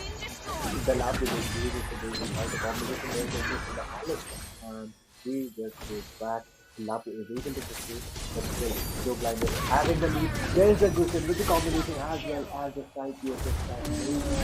Louis, oh There is the sun, super none, and once again, Joe Blinder will be having the advantage for the side. And opening for the side of Team T4 once again, Vizika uses second calling, tries to bring out the Natalia. Red He team won't be able turret to has do so, been but he will destroyed. be getting it down. okay, so far so good looking in for the side of Joe. Blinders, look at them. They are just making sure. Even RTA playing it very safe, and Annoying Seasport is not able to keep up. This time around, I do feel like the Alice tank is not working for them. The Alice tank was such a great mistake, but they are waiting for the main member to pop in. They're waiting for the squishiest to drop into the Divine's judgment, and that's not happening. But before that, Anuna did pick up members. Bravest Spikers already popped up. That means the Lapu Lapu is trying to get out of the way. He did manage to be alive with a bit of a damage, AoE damage from Loi. Yeah, and there's a injury from the Natalia as well Oh once no! again, but no, the team is Oh, calling me. He put right on time. And he will be legendary. losing his life finally, but it will be the legendary Red Super team Amina turret has once been again goes destroyed. in for Red Skyline. team And hero there is has been injuries after slain. injuries, but it is actually extremely injuries able to get it. The lot has not been get gone, and looks like this will not stop it anytime soon. Tries to go in with the combination once again. It will be the legendary for Amina once again, and he is getting killed after kill after kill for his name. The Lord has already been gone, but when he will actually go out for the contention, looks like he won't be wasting any more time. The Granger as well as Finny already there onto the field, and it could be better for the Tiger team, the Blinders, to actually end out the game as soon as possible. Even if you are having a lead, Blue the, team has the slain the worst Lord. kind of a scenario is going to be if you throw out a lead like that. That is actually one of the things we would try to avoid. Oh my goodness. It's like, that was such a very good initiation coming in from all the members from Joe Blinders. They're able to take them down. Links Esport, they're not able to keep up with all those that's happening with them. Look at them once Legendary. again. Skylock melted down. Into the first game, he was the one melting down those backliners. But this game, Joe Blinders are all ready with the frontliners, making sure the Skylock won't be going towards the back lanes. Okay, Bravest Fighter not Legendary. working down, and there you go. I would love to see how many stacks Oh, Red Gushyan team have, turret but has okay, he been goes in destroyed. again. He goes in again. He picks up the double. It was a triple, but it is the Ranger who picked it up. Very well done. There Has is a been bit of a destroyed. Red team's Sky base Piercer turret has been situation, destroyed. and surprisingly, even without the Sky Piercer, oh the my Ranger is God! able to still deal damage. But Gushyan, my Red man, team hero what is has been happening? He slain. is just too aggressive, and there you go, King's calling, helping them. The base is being targeted. Lapu Lapu just jumps in. Tata Kai also jumps in right Red there team hero onto the has King's been calling. slain. Will be melted down. Red team Yeah, base and turret the has been minions will be, destroyed. there on the base. The pistol is the only thing as well as the bottom negative remaining. But still, looks like Lindsay will might be able to somehow hold it out. The minions are still marching from the mid as well as from the Red bot. team base turret has been So two of the destroyed. men is only remaining for the side of Lindsay Sports to hold it out. But somehow he will be able to hold it out thanks to the Grisham actually falling off directly going on onto the base, which will help Team Linksy Sports to buy some time for their side. Let's see, a lot of inhibitors already down. That means the members are waiting to give a shot towards the base. Lynx Esports with two kills onto their hands. Just in 12 minutes. I mean, closing down to 13. I do understand they're trying to Red go team in hero playing for has been the late slain. game, but Carry really needs to shoulder all those responsibility of dealing damage, playing it safe. That's a lot you're putting on a marksman solely. So let's wait and watch. Okay, Traction Pulse comes in, not hitting anyone so far. Minions though, the lane Oh, clearance looking quite well, but wait a minute. Oh, I do see a killer the shield minions. picked up by quite a few of the members. Oh, Alex D getting targeted on quite low. He tries to go back, and yup, he is back. On to the same note, Divine Judgment on Loi out of the way. The base is looking quite low. Skylock onto the back lane. Oh no, that's the other guy. Trying to survive, unable to do so. He will be going down. Skylock onto the other node. He's there on his bubble, and no, he will be taken down. Some minions though, mid lane minions, I don't feel like that's enough. And Team Go Blinders picks up the victory. Just like that.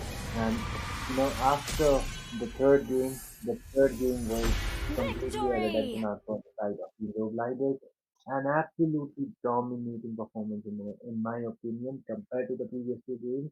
They pulled it off perfectly this time with their comfort pick. The Gusion was the difference maker, and Anuna should most probably be the MVP once again onto the jungle as well as onto the Gusion this time.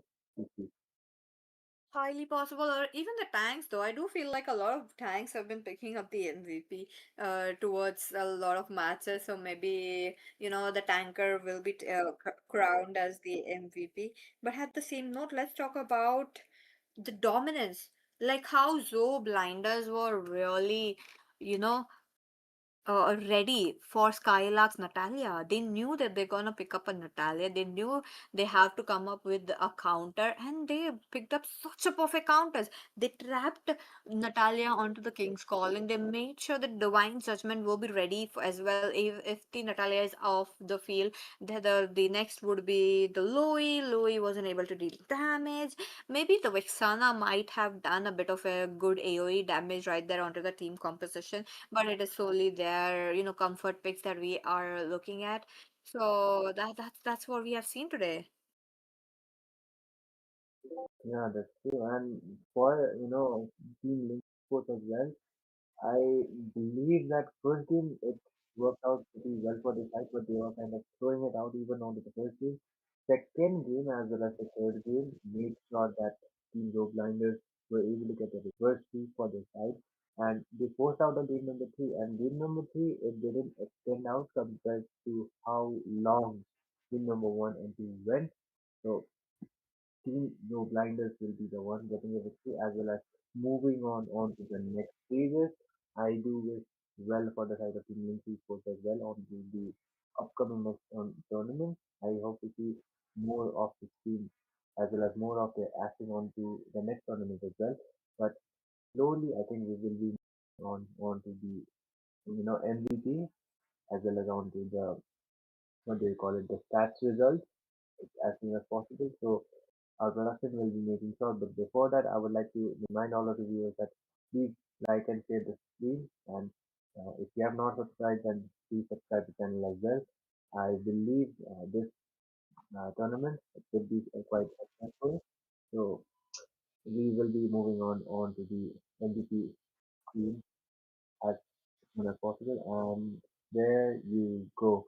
That is going to be a good thing, of course. Amuna once again will be excited. He is on to the jungle. Previously, he was on the EXP with a drop, and this time he is using the Griffin with 21 kills onto his name. Absolute domination. That's true. 45% of kill percentage. That is close to 50%. Like out of all the kills right there, that's just like more than half. So that's really looking good. 21-17. Crazy stats picked up right here at the game number 3 by Anuna. And with that, that is the MVP. We'll be slowly diving towards the result screen. And this time around, it's not a tank or a EXP laner picking up the MVP, Tami.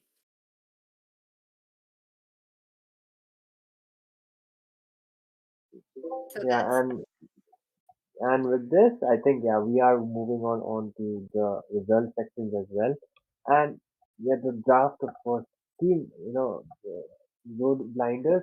If the family is not prioritized, they would have been going out for the Natalia, like you has already mentioned. They read it out and they went out for the Mystica, and Mystica worked out wonders onto this team, and they did make sure that team uh, Team Joe Blinders, they relied on to the comfort, and comfort picks actually did work out for this game this year.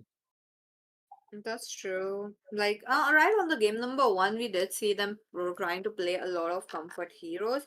So that did work out very well onto their favors. But at the same time, the score being 32 for 2, crazy match 3 we have got.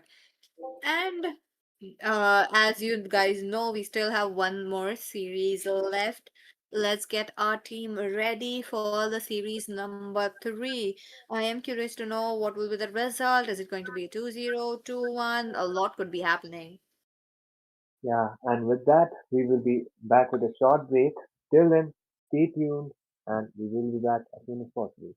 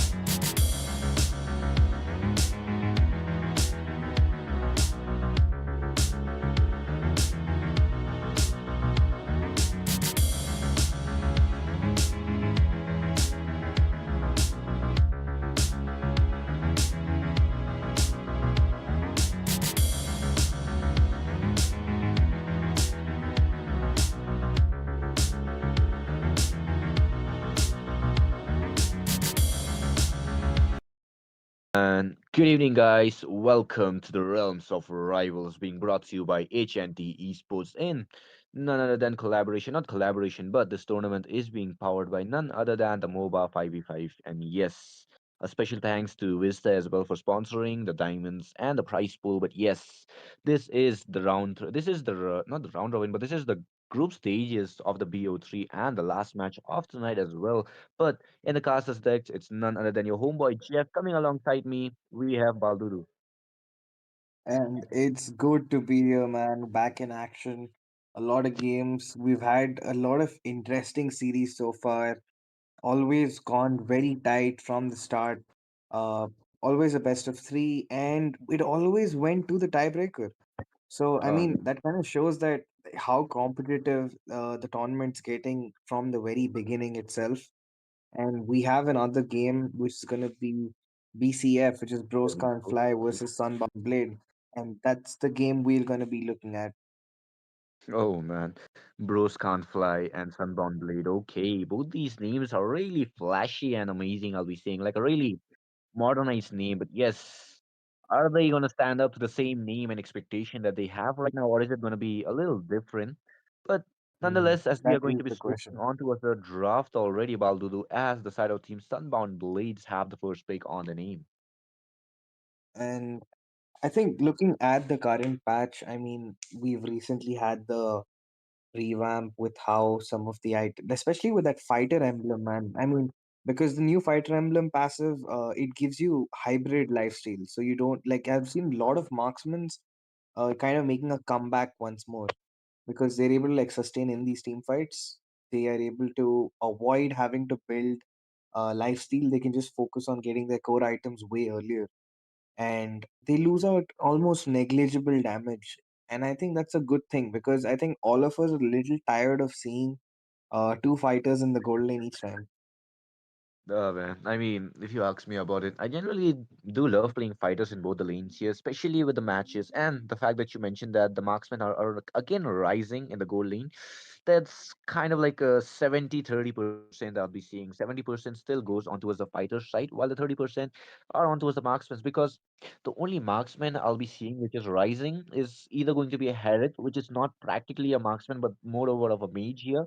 And he does work out as a marksman, but then again, the only marksman other than Harith is either going to be someone of a Granger, but he recently got a nerf as well. So that kind of cuts off the option for a lot of marksmen here. But I'm kind of hoping that Granger will get a buff in the recent patches that is going to be coming out. But rather than Granger as well, the only pick I can think of is going to be Nathan here because he does stand out really well, and a carry, if known how to be played well, does stand out as well. But if you are looking on towards the bans here, Baldudu, we can see from the side of Team Sunbound here, they have actually banned off Fanny, Lancelot, the two backline hunters, and a really strong assassin with a strong meta frontline melter, which is going to be the X-Bog being melted taken down. While from the side of Team Bros Can't Fly here, BCF, they have banned off a Eve. That's a Eve, if I'm not wrong. Yep, that's a Eve, followed Yep. down by a Lucas and a Suyu. Okay, that's a really interesting ban coming in. And it's going to be Goku who will instantly be locking on towards that Kadita, while the side of Team BCF,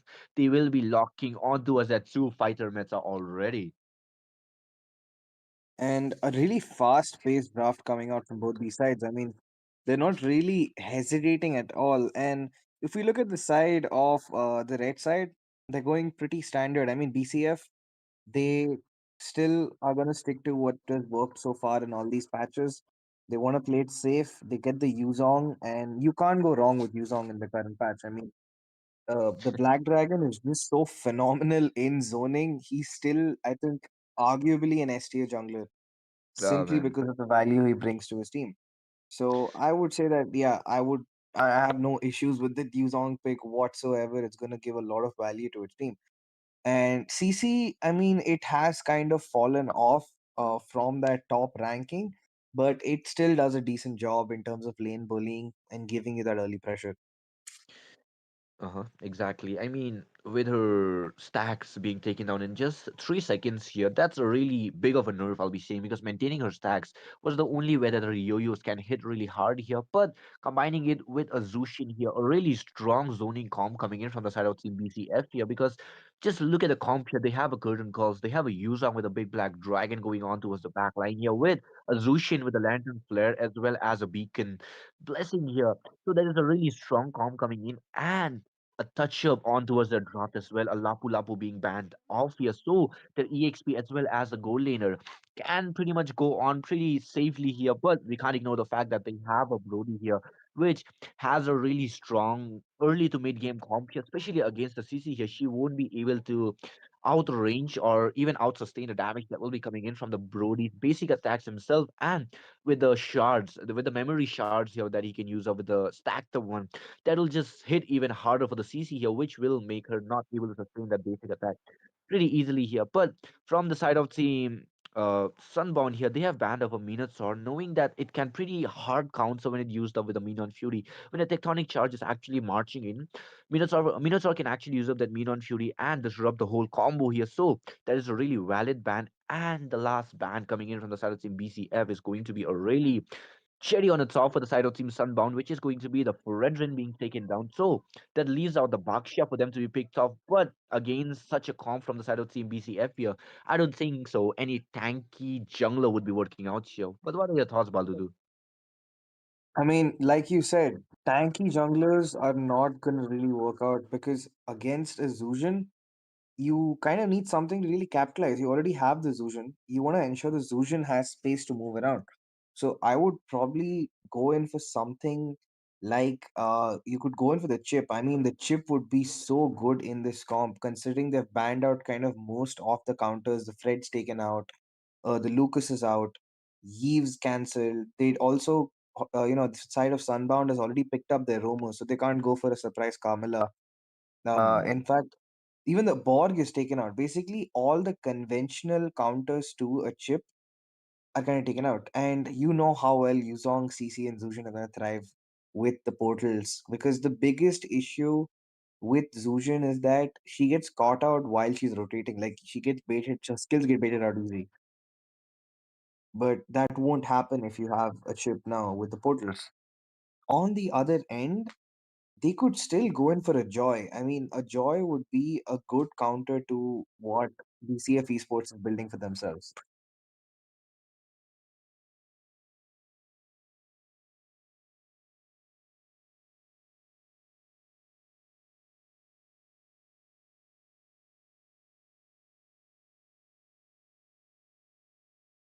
And okay, they go in for the Hylos. I think this might be a Broken Walls or a Flowing River.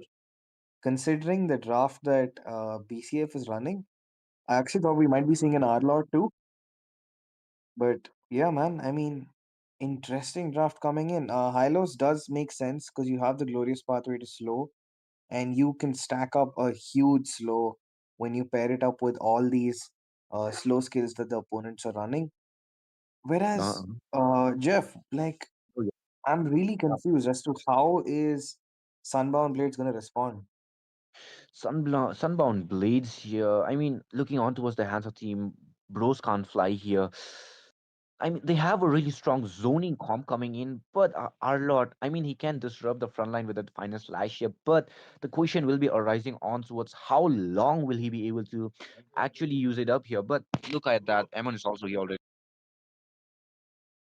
Yeah, I mean, even the Amon picked up, Arlord picked up. I think since it's an Arlord pickup, it might be Broken Walls. I mean, it doesn't, there's no other reason to be picking the Hylos and, the Arlord over here. Oh man, Arlott. And an early Grok, considering, he has been like nerfed in a significant manner. The fact that I he's no won't longer say that's completely significant, CC man. immune is a little annoying. Okay, the fact that you mentioned now the nerf on towards the Grok here, I mean, the only Grok I can think, I mean, the only nerf that I can think of him is going to be his passive, not having the CC immune here. But considering the fact that there is the Arlor already, maybe the early game can go on a little smoother against that Yuzong here. But I don't think so. It's going to be in the left side of Team BCF here. They have a really strong jungle, bit of a early, and the fact that he has a low with that mountain shocker here an even bigger of an advantage, especially the camouflage stage from that Amon. and the fact that they have banned of a Gusion here, that's a really orthodox ban and a but nonetheless, from the side of Team BCF, they already have a Hylos with the Rings of Punishment here, which will be giving out that zone as well. But with this, we are in the land of Zon Baldudu. Yup, we're back in action. We're gonna see how this works out for both these sides.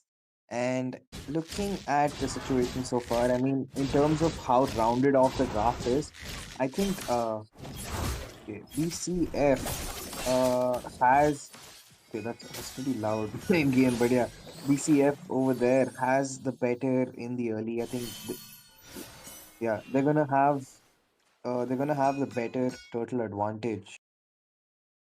Definitely the side of Team BCF. The fact that we have a really strong of a zoning comp here, they can actually make sure that the first turtle, not the first turtle, but the objectives that will be coming in, that will be falling on the hands of Team BCF here. But that all depends on how well can they execute the plot that they have, because we can already see a lot of those resources being burned down, vengeance as well as the petrify already being burned down from the side. While the side of Team Sunbound here, they haven't even used up a single of their spell, which gives them quite an upper hand when it comes towards the objectives here, considering the fact that the spells do take up a lot of those times to be coming back here. And Yuzong, there is still 50 seconds left for this Petrify to be coming in, while the turtle will be here in 20 seconds, 25 seconds to be exact. And that is going to be a little trouble here, because Yuzong, with that third Petrify combo, if it's not there, it's a really hard chance to be catching anyone without that Petrify combo here. But the gang shifting on towards the bot lane, Baldudu, we might be seeing a possible gang. Oh, there's the gang. Desusion using up the lanterns. A beautiful charge coming in. Duma picks up the first blood for his team. And the Kadita with all the waves. The river is a very, very scary zone for her. She might have mastered the ocean, but the river firmly in control of Bird Can't Fly. So I think that's going to be a very comfortable turtle pickup for the Isan Shin. And I was kind of confused as to why would you go in that deep? That's the real question that we'll need to ask her, because the fact that the side of Team BCF, they already have a really strong zoning comp, like I mentioned in the beginning as well. But the fact that, oh wait, one towards the mid lane, though, we might be seeing a gang. Not right now, it's just poking coming in. But yeah, like I was talking about it, the fact that the side of BTF, they have a really strong zoning comp here, and despite that fact, knowing that the side of Team Sunbound Esports won't be, Sunbound Blades here, won't be able to go in for those engages here, they should have gone back and actually made sure that the fight will be going for a little everlasting fight, and the burst and the ambushes comp from their side would be an execution. But Kadita already giving out a vision here, already going in using that tidal waves here, and not having any other escape routes here, which gave the side of Team Bros Can't Fly a really bigger hand onto the turtle as well, because the mage is already dead. No one is there to be giving out that sets with the Petrific combo, but oh, with that top lane, you might be seeing a possible gang there. Oh, might be an yeah, he does spot him Yes. out, but the mountain shocker does not land. The vessel is gonna keep Brody alive for a little longer. There's Grok getting poked down in the mid lane. Not surprisingly not much action. I mean, I kinda expected with the draft that Bird BCF had, they should have been able to use that first turtle to like snowball to a more significant margin. But they've only got that one pick off onto that Karita, and that was also because she overextended rather than any of their own effort.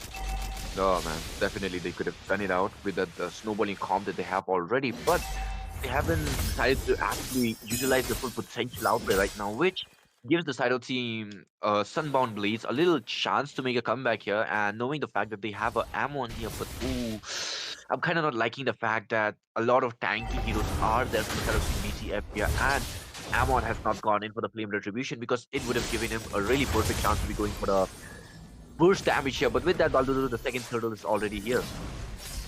Yup, the second turtle on the way. There's a glorious pathway being used up, charging onto 3. It bites a lot of time. Okay. Uh-huh. Has been slain. And there it is. Arlord gets off a pick off, and they've actually won that trade out despite having that lack in the early. Karita making it way with a sliver of HP, but Duma caught in the midst of it all. Dragon Tail used up defensively. There's Arlord coming in. Backs away, uses up the flicker, tries to buy time, but Yi Sunshin cannot be denied. He's gonna go in, and they're gonna clean up the rest. Amon will also fall. Despite having the turtle and early convert, they did convert the lead into their favor. They overstayed their welcome, and BCF regains their talent. Exactly, the side of Team BCF, despite the fact that they lost their team fight here, the side of Team Sunbound Blades staying in the territory of Team BCF for way too long, and that wasn't very pleasant for the side of Team BCF, and they took the revenge for it, which gives the side of Team BCF another chance, another glimpse of actually making a comeback here. But oh, a one-on-one onto the bot lane, already a lot of heavy resources being used up from Arlord here, but knowing the fact that he has a really shortened cooldown here, he can spam those skills regardless of who is up against, and the fact that Yuzong is not able to withstand that amount of CC coming in from him, that already gives Arlord a really big advantage here. But the top lane as well is being lost up because of the lack of range here, which gives the side of the team Sunbound Blades really perfect not objective, but they were really perfect chance of actually making a comeback here. But oh, glorious path. Oh, big glorious pathway once again. Thalassophobia, not gonna be enough. Althea will fall. And Brody, the only bastion for them, he's their late game carry. He's being taken out left and right, but on the bot side, Duma pulls off a miracle. The Petrify just gives him enough time to activate the Shard Residue, and that is gonna let him recall back to base safely. But surprisingly, I mean, look at the damage on that Arlord, man. I did not expect that. I mean, you usually see this on those burst bill Arlords who go for Petrify, but Klein has a metric ton of damage. But speaking of damage, the Kadita, who is gonna not be enough to protect her jungler, Amon taken down. Duma over there diving in it all with the help of the CC. The curtain call, but in the mid, Tyler bites off more than he can chew. Klein is gonna take another kill for himself. The Arlord right now playing like the main carry for the team. Dashing some more. Dragon Tail is going to be used up, forcing out that flicker. A lot of battle spells and ultimates used up on each side. They're very, very thirsty for cooldowns. And surprisingly, they didn't convert any objectives out of that. Exactly, not a single objective except for the bot lane. First tier was traded down from the side of team. Bros can't fly here, but if you're looking on towards the item here, the glowing one is there for the Khadija, but I don't think so it's going to be working out that well because she needs to go in for the burst copy ability onto her hand here with a basic dominance size coming in from that Grok as well, so he is not able to withstand that amount of defenses. Though he has that anti-heal, the live beam, he is not able to withstand that amount of damage here. While it's going to be the Brody with that not Heptasis, but the what do we call it? Yeah, the Heptasis itself. But nonetheless, on towards that here. But if you're looking on towards the really major fact onto the fight here, the side of team Bird can't fly. BCF, they are actually not able to utilize their full potential onto the battlefield here, as they are definitely trying their best here, but if they are losing onto the individual battles, they are not able to actually go ahead and do the best that they actually should be doing with the draft here. And that is giving the side of the Sunbound a really perfect chance to actually make up for the fight here. And with that, we might be seeing the mid lane being pushed right now, Baldudu. Yeah, Sunbound is taking like complete, BCF is taking like complete advantage of that turret, but they're not able to deal with Klein. Despite not being broken walls, Arlord is just doing his job. He's just buying time. Like now, Brody has got that Malefic gun. So he is going to be able to fight in a little more range, but there's a beautiful set coming in. There's the Thalassophobia. The Rough Waves will get the kill onto Duma. The Black Dragon falls. Glorious Pathway used up defensively. The Amon is going in. There the Shards of Power. They will get them the kill he needs. He gets that gold, that much needed gold, that breath of fresh air. They go in for the invade, zoning away their opponents from the Lord. But right now, Hylos making his way back, giving them the vision on the Lord. Althea having to tank out for that Amon. Zushin trying to give them the vision. But that's all Shield wrote. That Lord is going to be comfortably picked up. But meanwhile, Rough Waves used up defensively in the mid side. And pretty good turnaround from the side of Sunbound Blades. I'll have to give it to the side of team Sunbound Blades for having a really perfect macro onto the hand for the whole fight. there's the Engel Duma, who cannot be denied. That Petri combo just so perfect. Ah, Klein will also fall. The Black Dragon making it two, nearly gets the third. There's the ultimate used by the Yuzong, but the Amon, but he will not get a kill and gets taken down instead. Triple kill for Duma, and they will convert another tier 2 over there. Yi Sun-shin charges on to the Kadita, but the Thalassophobia heals her up just enough while Duma makes his way up top to ensure that the Lord does not crash onto their towers. Exactly. The side of Why did I team. start with Side, no worries on that. But yeah, like I was talking, the side of team Sunbound Blades, though they might have a slight bit advantage Red on team towards their turret has macro been play here destroyed. because they are doing the macro play really perfectly here. But the side of team Rose Conflict.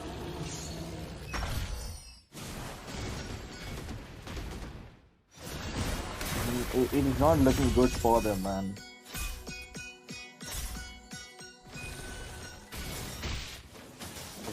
And looking at the situation right now, Grok trying to give them the vision they need. 5 members of BCF piling down the mid. That's a lot of Oh stacks of man, bodies. They're just waiting for someone to make that play.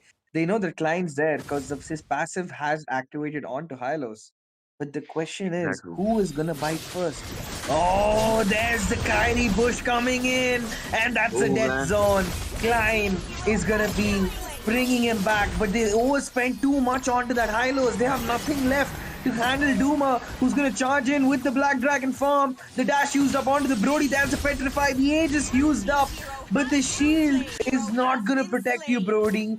The Curtain Call, along with the Yuzong, are gonna be taking down this marksman. They've taken down the Amon. They've taken down the Kadita. It's only Grok and Arlot. How will they defend these turrets? exactly. The side of Team Sunbound Blades, they are not able to redeem themselves with the draft, with the squishiest draft that they have on towards a name right now. Because from the side of Team Birds Can't Fly, if you are looking on towards that comp that they have right now, we can see that it's going to be a high lows with 2 additional frontliners and somehow there is a YSS who can actually work out as a support hero as well because he does not go in for all those kills or all those damages here on towards the early to mid game here. But when it comes towards the late game, he is a massive beast and a marksman of his own here, and he can dish out a lot of those damages here. While Kadita, oh wait, Oh, Kadita over there going in once again. Duma gets popped down low, but he has a Black Dragon to put him back to safety. But over there, Hylos and Yi Sun-shin looking for a play, looking for an opportunity. But Aditya in the back could come in anytime to give them the flank they need. They're gonna just hold on for now. They're gonna go heavy commit. The final slash used up onto the Hylos. He has to use up the glorious pathway defensively. Lots of ultimates being used up on their opposing frontliners, and I'm so confused. Sunbound is using up all their ultimates, all their resources onto a Hylos, who's gonna heal up every single time. But there's the final slash with the Dragon Tail used up at the opportune time, ensuring they're gonna hold on for some more time. The minions marching down the mid, but the members of BCF will not let the siege be successful. exactly the side of Team Sunbound Blades and Birds Can't Fly.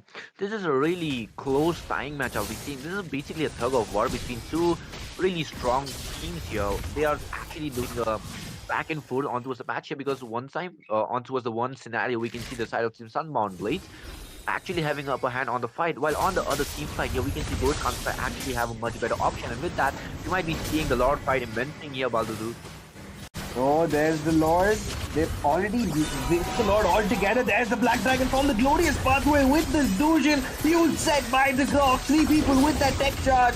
But it's not going to be enough. Amon gets the shutdown out of the Yi Sun-shin as the curtain call is going to be enough to take down the Kadita. Finally, there's 2 members down. It's a 2-for-1 trade. It's still positive in their favor. Final slash used up. It does not connect onto any target.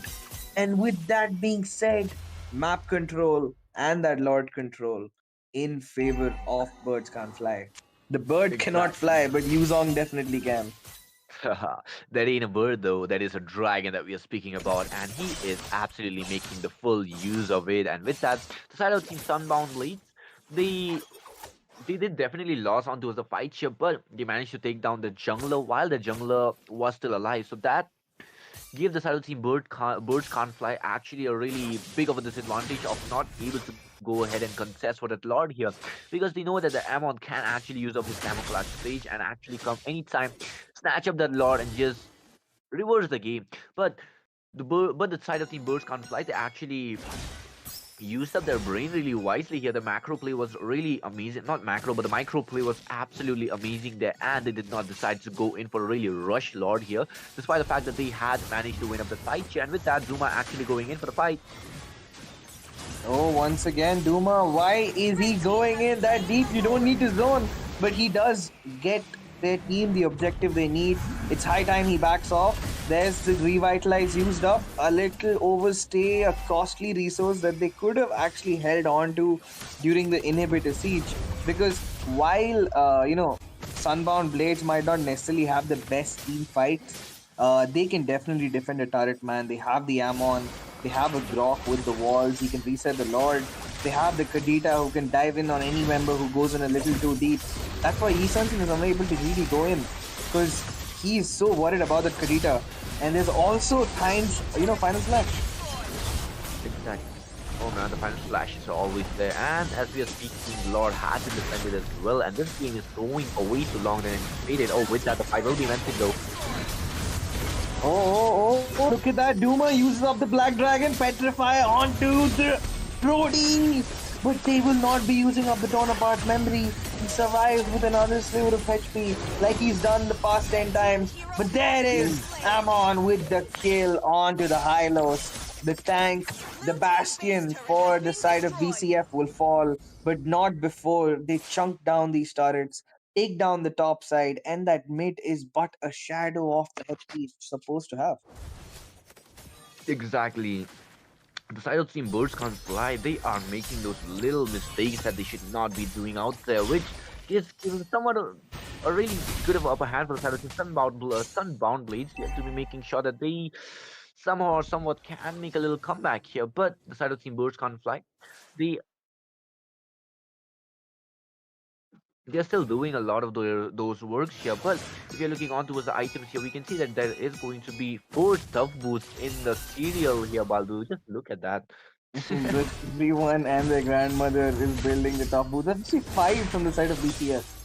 It's not in the serial wise, man. Come on, let's ignore CC. We got 4 in the serial wise. Yeah, But yeah, but like anyway, everyone is on those tough boots. Uh, Looking at the itemization, I mean, that's a exactly, really brave choice coming in by the Yisanshin. I mean, he's not made any pen. He just wants to go and get the prio target. exactly. He's just trying to go in for the fight here. But oh, with that, as we're speaking, look at that fight, Baldudu. Oh, looking at the situation over there, Duma getting popped down low, forced to use the Black Dragon form. He will survive once again. Somehow he does this every single time, but he dives in. There's the Furious still used up. They're gonna try to chase down Tyne, who's very, very low. The Hylos is also gonna fall almost any moment, but Amon will somehow go in and walk out. This fight has lasted 20 seconds and no one falls. But I spoke too soon, as finally Zujin will get the pick off. The lantern and its heat, the glimmer is gonna take down the R-Lord finally. Oh man, this is going to be a everlasting fight that we are witnessing right now from both these teams here. While a single Lord went for the side of Team Sunbound Blaze, yes, so did for Birds Can't Fly, and a really perfect zone capability coming in from the side of Team Birds Can't Fly already. Rough ways being popped up for the Force one as well, and with that, the fight Baldudu. Yup, looking at that situation, he has. Oh, he manages to escape somehow. Oh, just Red look at team that. has We can already see the slain Lord being Baron. secured by the side of Team Birds Can't Fly here, while the side of Team Sunbound Blades, they're still trying to do a lot. Blue team base turret has Yeah, I been mean, destroyed. Sunbound Blades is. They really need to step up their tempo because it's only gonna get more difficult for them. The longer you drag the game, the more comfortable it is for them. They did actually Exactly. get one good trade out there because with Hylos down, they will be able to handle the siege much better. That Glorious Pathway is such a menace for the I members, especially the agree. I squishies. agree. No, man. I mean, I I would mean, hate to be in that situation, man. Exactly. Just imagine you are randomly enjoying the random on your sake of being defeated, and the glorious part suddenly comes out of nowhere with his team, with his full backup on towards the team coming straight on towards the fight here, which eventually ended up in your team being defeated, your Nexus being taken down, and with that, it's the same scenario that can happen here. But the Lord has been really given to the side of Team Sunbound Blaze to be cleared out here, while it's going to be the Lucian with her lantern blessing the beacon absolutely blowing the cover out of that Ammon here, and his camouflage state will not be there for any time soon, and he will be taken down in a matter of second. And the side of Team Sunbound Blades, Ammon is doing his really great job while giving the lane pressure onto the side lane here, despite the fact that his team is able to defend the Lord pretty easily here. If there was any gang coming in from the side of Team Blades on side here, instead of a 5v4, it would have been a clear 4v4, and we know he was supposed to be the fight here, which also Blue depends on team how they turret will has actually been go in for the destroyed. fight though. But with that, the Glorious Spot already here. Oh, the Glorious Pathway is going to be used up, and nothing comes out of it. I mean, it is. I'm really, Uh, really, really not sure. I mean, you've kind of taken out almost all the inhibs. You have the goal lead that you need, but that goal lead's not going to matter in a few more moments, considering that once each team kind of hits that 60k mark, it's kind of meaningless. I mean, you can only like buy item swaps at that point.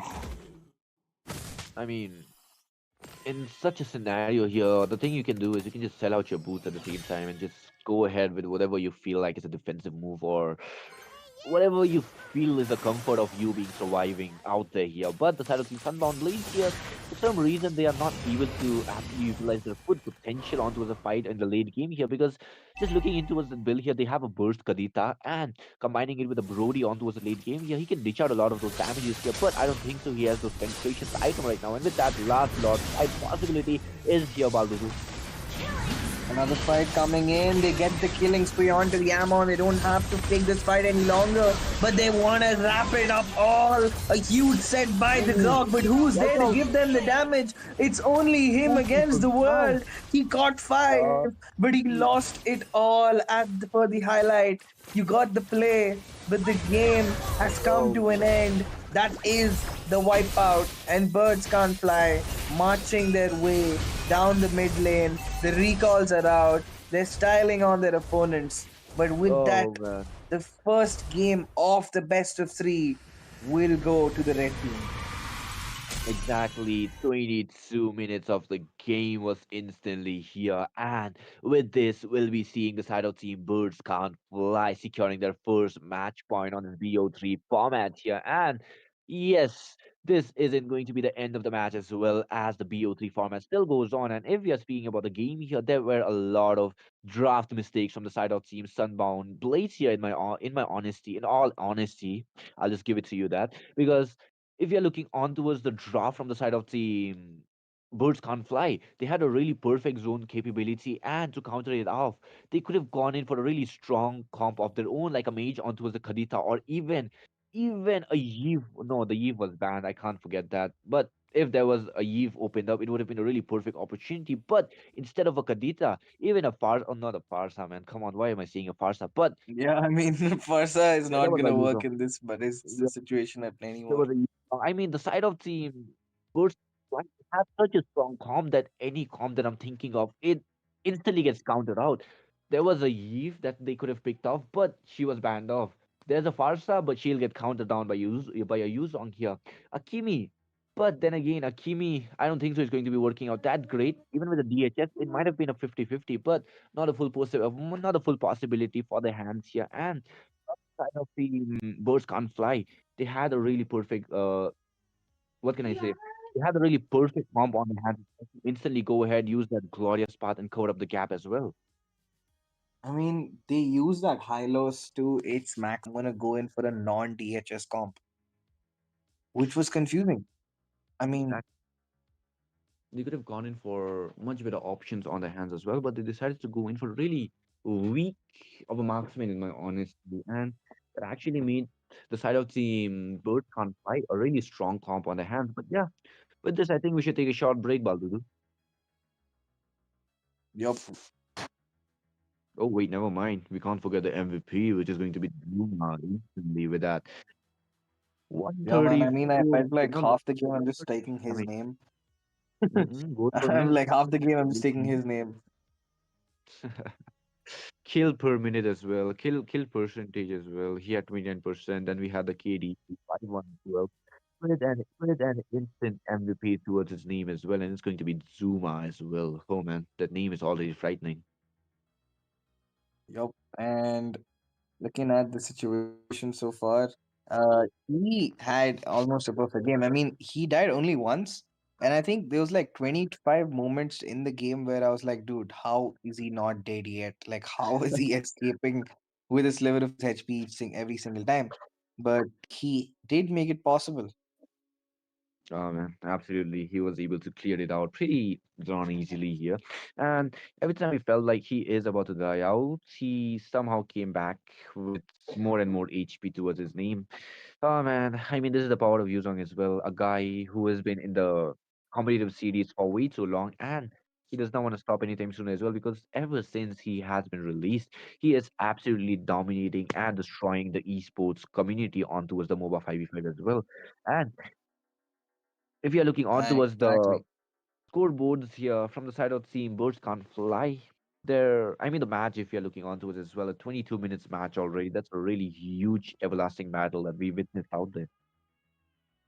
I mean, they did not show any signs of stopping, man. Exactly, that's a really long battle as well. But the side of Team Birds Can't Fly, they actually managed to came out on top without any harm here. And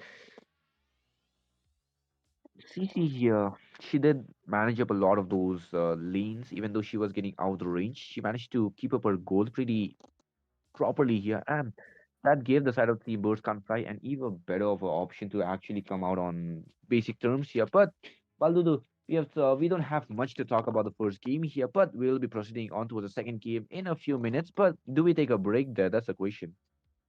Oh, let's do. Okay, okay, yeah, we definitely need to take a break. But yes, with this, guys, don't go anywhere. Be sure to grab your popcorns, grab your snacks, and we will be back in a few seconds. Peace out.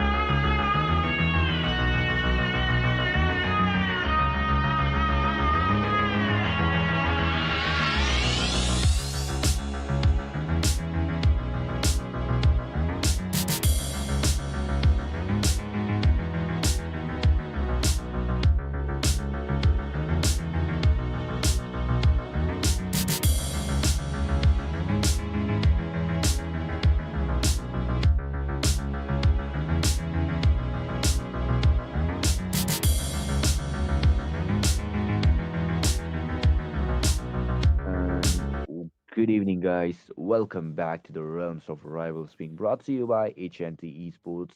And yes, this tournament is being powered by Mobile Legends 5v5 and the sponsorship of none other than Vista themselves. And yes, it's none other than your homeboy Chef coming alongside me. We have Baldudu facing the second game. We are going to be the host, your casters, for the second game of none other than. You know it, Baldudu. It's going to be Sky. Birds Can't Fly versus Team Sogan. Oh man, I mean not Sogan, but Sunbound. Man, these names are way too flashy to remember. I mean, these are big names, man, with big dreams. And but the question is, can they make live up to their names? I mean, that is the real question. But speaking of that, I mean, birds can't fly have definitely shown that they have wings because they took that first game with almost by a storm. They completely dismantled their opponents, and Sunbound Blades were just not able to respond to that onslaught. No man, absolutely. But again, banning off with the Tsuyu here, a textbook ban, I'll be honest. But who even wants to face a brand newly released hero, especially in tournaments as well. Even though Exactly. I people mean, I just don't want him out. I just want him out. exactly, they just want them out. But yes, they have banned over Yuzong this time. Duma is getting that respect onto with his name as well. A Duma with a respect. Okay. I mean, at this point, it's better to just acknowledge the pick that's working in their favor because, like, why would you want to give them some a pick that they've just snowballed so well with? I would rather ban him out and just not have to deal with him ever again. Exactly, they actually do that thing here, and the Lucas is also on towards a ban list once again from the side of Team BCF and from the side of Team Sunbound. They are still thinking on towards the bans here, but I think a Hylos, not the Hylos, but something like like something which can actually not zone them out would be a perfect option for them this time. But how long will they be actually avoiding that? That's the question here, because a lot of those zoning capabilities comes out from the draft that they actually make it out. Because last time we saw a Yuzong, a Hylos, and a CC being a perfect menace combined with a Zushin as well. But a Lancelot, the backline do not want to be hunted down that easily there. Yeah, I mean, a major fact with how well these teams are able to play around is, like you said, the Yuzong. He's just Yuzong, Lancelot. These kind of picks kind of define not just your draft, but also kind of forces the opponents into certain picks. Like I can no longer play something like an Ixia simply because the opponent has a Lancelot or Yuzong. Because he's gonna reach me quite easily, and then I'll have to take something who can zone away the Lance. And it's a lot of work. I mean, drafting only for one opponent is just not a good thing to do, especially in this patch. You have to have a really rounded out draft. Exactly. They need to make sure that those really annoyance of those heroes will not be out there. And a Fanny as well being banned on a perfect comp, but they have forgotten a really strong zoning hero, which, if being combined with the Gadut Kacha, is a PH import straight on towards the MOBA 5v5 India as well. And this time they have picked up a CC. The only thing left for the cherry on top is going to be a Gadut Kacha being left out. Yep, the Gato surprisingly left out. I mean, we don't see that happening. Usually he gets picked up way earlier, but with the way the current patch is functioning, it is just really an awkward patch all around. I mean, each team is trying to find their own tempo that yeah, this is gonna work better for me. I could draft this better, but I mean it's not changed that much. We're just seeing marksman's back, and I mean that's a good change, but it's gonna be a while before we see the kind of flair that we're used to seeing in like conventional drafts. Because even with assassins, especially with that nerf on Hayabusa, I mean, his damage is good, but in a competitive scene, his entire surprise aspect of how he could dive in from any bush to steal, he could stay in the fights. He's been kind of like nerfed competitively. Exactly. He has been nerfed out for the competitive series here, which is not a really perfect shot for them. But this time Tyler actually goes in for that Sicilian here, which is a really amazing hero, I'll be honest. But all over a Sicilian is a really late game of a hero, though the Sanguine Claw can cancel out the Feather Airstrike here, but that's basically a one every three Sanguine Claw that he does. And that is not a really big of an option here. While does a Lapu Lapu does being played out here, but there is we can't ignore the fact that there is a Xbox this time. Yep, there is a Borg, and that is a good thing. I mean, the Borg is a good response to the Lapu. He can kind of dive in onto the Sicilian. He can bait out Sissy's ult.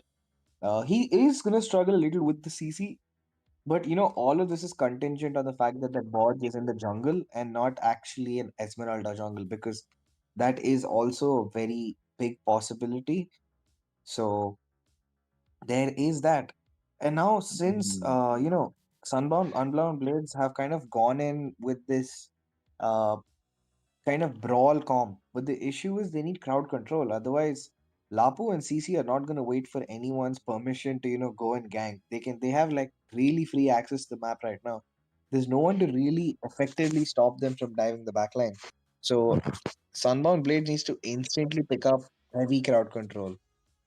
Exactly. I mean, if you're looking on towards it, we can see that there is going to be a Grok being banned off here and a Fredrin as well being banned off. So the front line is not going to be that effective here. While an Esmeralda does counter out the Lapu Lapu here, but that's also dependent on how good of a snowballing from that Esmeralda will be laid out there. And if you're speaking about it in maximum scenarios here, an Esmeralda does actually do a really heavy damage, a really heavy dent for the Lapu Lapu here.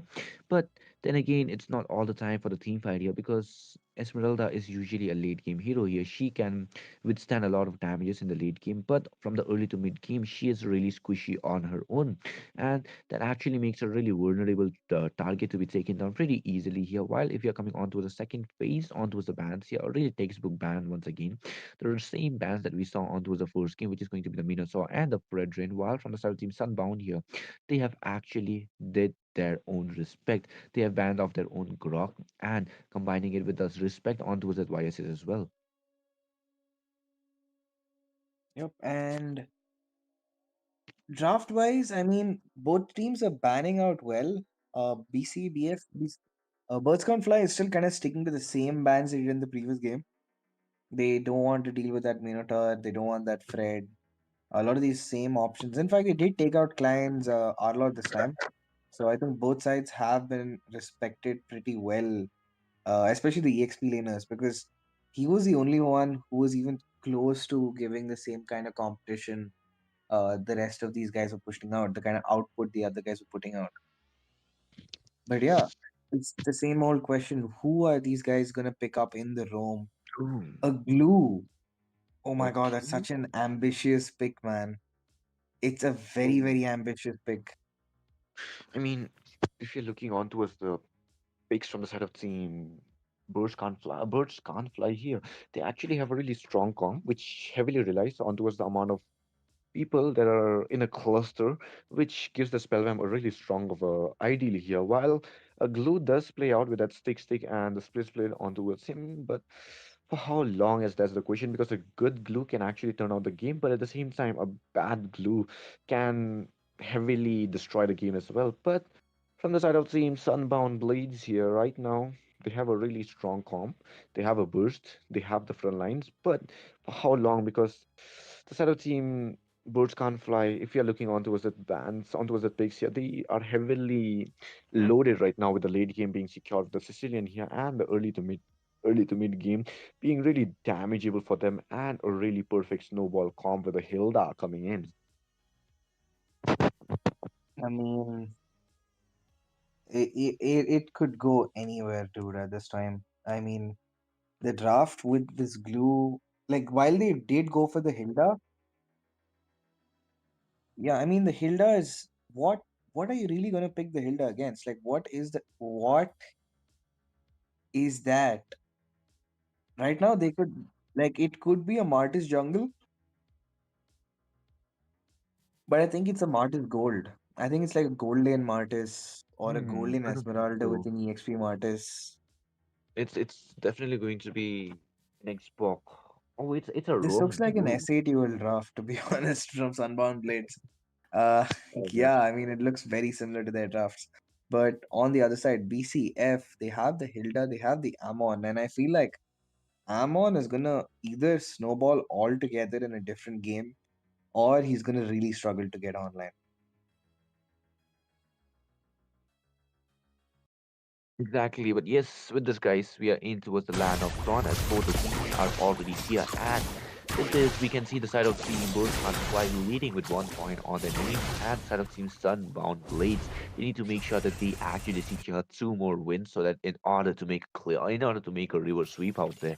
And with this, Paludu, the mic is all yours. Yup, and we're back in action, folks. This is game two. Sunbound Blades, they need this win, otherwise, the series is going to be stolen away by Birds Can't Fly. The game is on the way. The Martis is the one who's going to be in the jungle, Glue in the roam, and surprisingly, the Glue is opting for Sprint rather than the Flicker. So that's even less crowd control in their side. Exactly. I mean, the glue is on the sprint and he's on the roam. That does not look a really strong comp coming in for me. And the side of Team Birds Can't Fly, they are already going for a really aggressive approach on towards the goal lane. Yep, that's the goal lane. But with that, we can see it's going to be Goku who will be isolated on the team and instantly taken down. That was like a free kill given away. I mean, it was handed over to their opponents, and you do not want to be giving away, free damage to your opponents like that. The last thing you want to do is let Amon scale, and you're gonna kind of lose all that lead you have at least tried to build for yourself. Again, again, Again, not again, again. why is he going in that deep? Red team You hero has can't been check the bush. I mean, slain. even a Grok would struggle right now It against their looks it opponents. looks like a DE feeding strat, but with glue instead. Oh man. Yeah, that's definitely not gonna work, and this is coming for the Glue main himself. Glue is just a little too weak in the early game. He does not provide. He's good on a 1v1 basis, but he just cannot give the kind of sustain team needs. Exactly. And oh wait, with the fight though, Baludu. Okay, Cecilion kind of low on mana right now. The turtle is up, Hmm. and it's kind of crazy that these people have 4 early game spikes and they still do not have turtle control or an advantage on the robot passer using up the feather airstrike. The Pretty bad. retribution is gonna land true. Amon gets the kill, and the turtle makes it to Hilda with the flick in, uses the slam and gets another kill onto the Farsa. And this is what I was talking about. They have nobody to really scare away their opponents. Exactly. Feather team birds can't fly. They can actually fly really freely this time without anyone disrupting their flight path. And the feather team Sunbound Blades here, they are actually heavily disrupted with 3 deaths already on towards that glue, which is a really bad thing. And slowly but surely, we saw 2 more of the members with Farsha as well being taken down pretty darn harshly here. And off screen, really immensely being taken down, a really heavy hearted death coming in for the Esmeralda as well, while Patrick, he's trying to do a lot with that glue. I mean, the glue who is a Patrick, he's trying to do a lot right now, but unable to do much. And with that, the Falaga armor, nope, it's going to be the last insanity. There it is. I mean, it is. I mean, it's a confusing situation right now to be in. The score is 6-0 in favor of BCF. It happened in the previous game. At least BCF had an early game draft, so it made sense that they're dominating. But right now they don't have that Exactly. good of an early game. At least not in comparison to a Borg, Martis, Esma, Glue, and a Farsa. I mean, that's just a perfect 5v5 comp. They But already they're have a still Martis. struggling.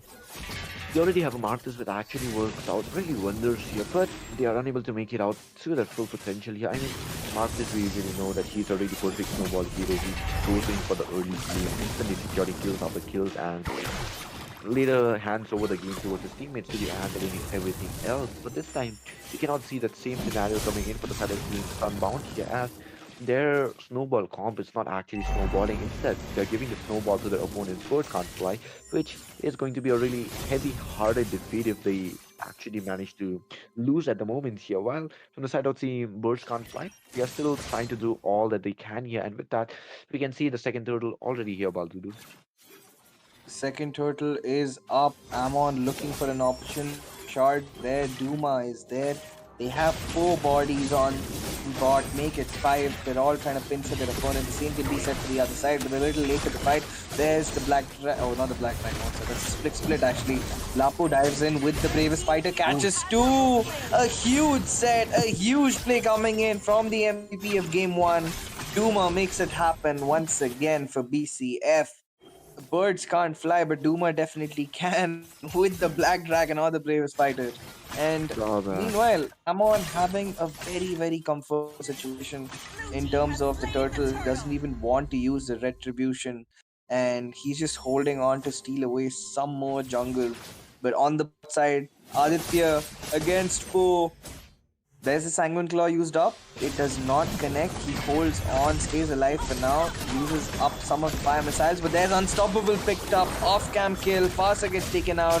There's Duma once again with the bravest fighter. Three people connecting, and they're forced to flicker away. Cecilian with the bat impact. The flicker lands true.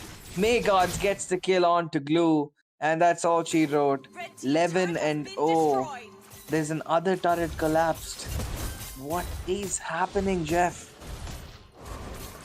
I mean, if you're looking on towards, oh wait, we can see already the bravest fighter with the range flash is already going in. Duma almost take him out, but no, the third flash is not there. And with that, we can see Farsa being isolated from a team will be taken down by the yo-yo here. So the Starfall Knight was definitely there, but not worth it. And with the shards almost taking down that Marble here, but he will be surviving because of that second skill. And with that, we can see the side of Team Birds Can't Fly absolutely hovering on the jungle area from the side of Team Sunbound Blades here, and they're not able to do much at the moment as their own comp is not that stable right now, and the early game 2 there from the Glue was already a really bad opportunity, and their everlasting battle not letting the side of Team Sunbound Blades even have a glimpse of getting the farm here is letting more and more gold lead fall on the hands of Team Birds Can't Fly right now. And if we are speaking about it as well, it's already a fight that's already coming right now. I mean, I just it's not looking good for them, man. It's definitely not looking good. Oh, double kill for And Tyler with that. Aditya does finally get them something on the match. He gets their first kill ever, and it's still on the CC. Exactly. So We still see the side of Team Birds it's Can't not a Fly. big mistake for them. Like right now, look at that. The Esmeralda under her own turret dives in with the Star Moon Fall, and they're not even scared. This Cecilian is not scared of the Esmeralda. Exactly. No one is scared of the Esmeralda at the moment, despite the fact that she is usually a really strong of a hero here. But we can already see that it's already the 8-minute mark, and the Lord is here. On the side of Team Starfall Knight, or not the Starfall Knight, what am I saying? Because the side of Team Birds Can't Fly, they're already going in and securing that Lord towards the name here. And if you're looking on towards the items here, Lapu giving 2 of his damage items to the Vortex as well as a Hunter Strike here. And combining it with the Ammon here, it's going to be a genius one as well as Sky Piercer being completed and going for the Feather Heaven as well. So that's going to be an even stronger of a comp here, while Glue, he has completed his Curse Helmet for some reason instead of going for a little defensive item, even though he's on the roam section here, which is a really red flag for the side of Team Sunbound Blades here, as they are not able to do much. And oh, with the fight here, Oh, another fight coming in. They're going in deep. Aditya will fall this time. The split has connected successfully, but he could not get the kill on time. Finally, Duma gets picked off, but a godlike picked up by the Ammon, and he gets the revenge onto the Glue. And the scoreboard 19 and 2 in favor of Birds Can't Fly. Meanwhile, Martis actually doing a pretty decent job. He did delay the Lord. He knew he was going to fall anyway if he tried to, defend it at the base. So he cut off the. exactly. I mean, that's a smart decision to do. Smart decision. to take. Exactly, that was a really smart decision made down by the Masters here. So 4 of the members were taken down. He still managed to secure out the Lord here, which is going to be stalling out the time for the match a little longer, and hope for them covering back really well at the moment as well. But the Sanguine Claw already ditching out with the bad blast as well. A huge damage of HP chunk being taken down from Farsa here. if you're slowly but surely seeing on those battles as well, we can see the side of the Sunbound Blades are slowly crumbling as well as the damage that they should be ditching out right now is not there because of the level being difference really high of difference right now. And that is giving the side of the Burst Fly an even stronger of a comp right now. But Baldudu, do you think the next Lord will be the end for this game? The next Lord, I don't know. I mean, it could even be before the Lord. With the way the situation is turning out, they might just be able to convert this all out of nowhere. Okay, the Lord. There's no Lord. They only want the Lord. I mean, they're just trying to zone these guys out. And that's the issue. I mean, your blue has sprint, but what is the point of the sprint if you can't bring your opponents towards you? Exactly, they are.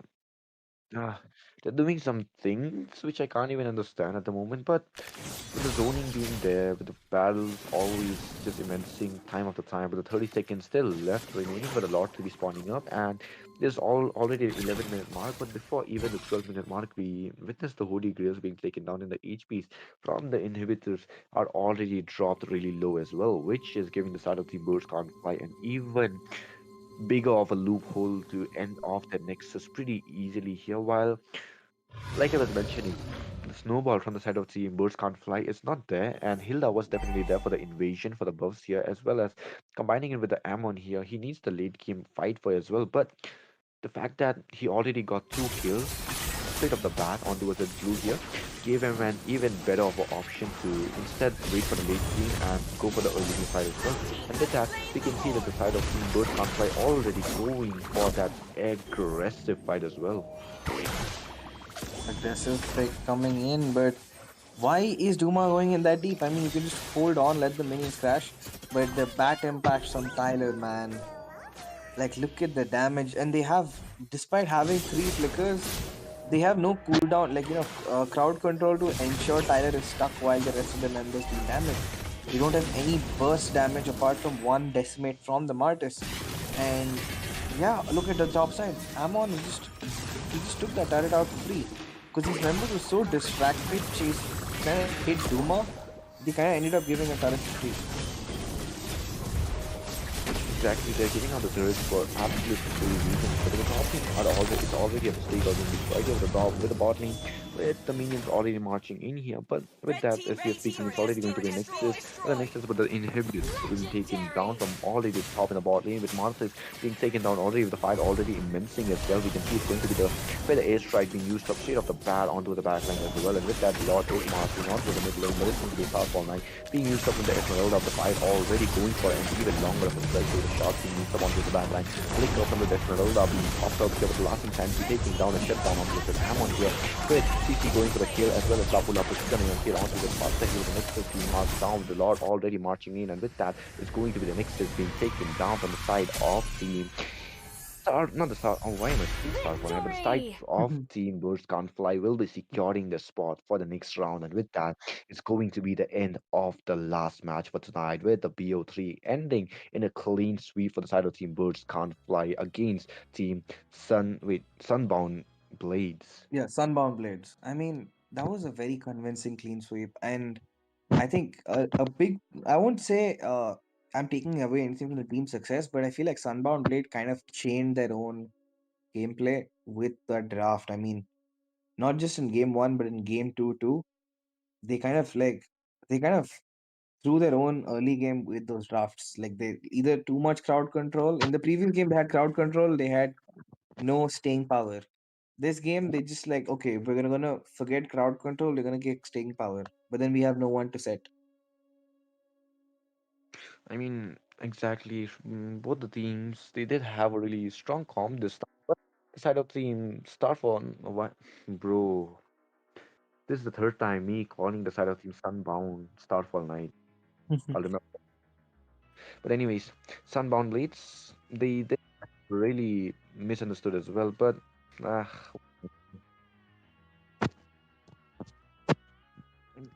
it's really hard to even talk about it as well, because both the teams they did have a really strong comp, but one have to come on top as well, and that's exactly what happened out here with the side of team Birds Can't Fly absolutely demolishing the side of team uh Sunbound Blades. Oh man, this name is so flashy.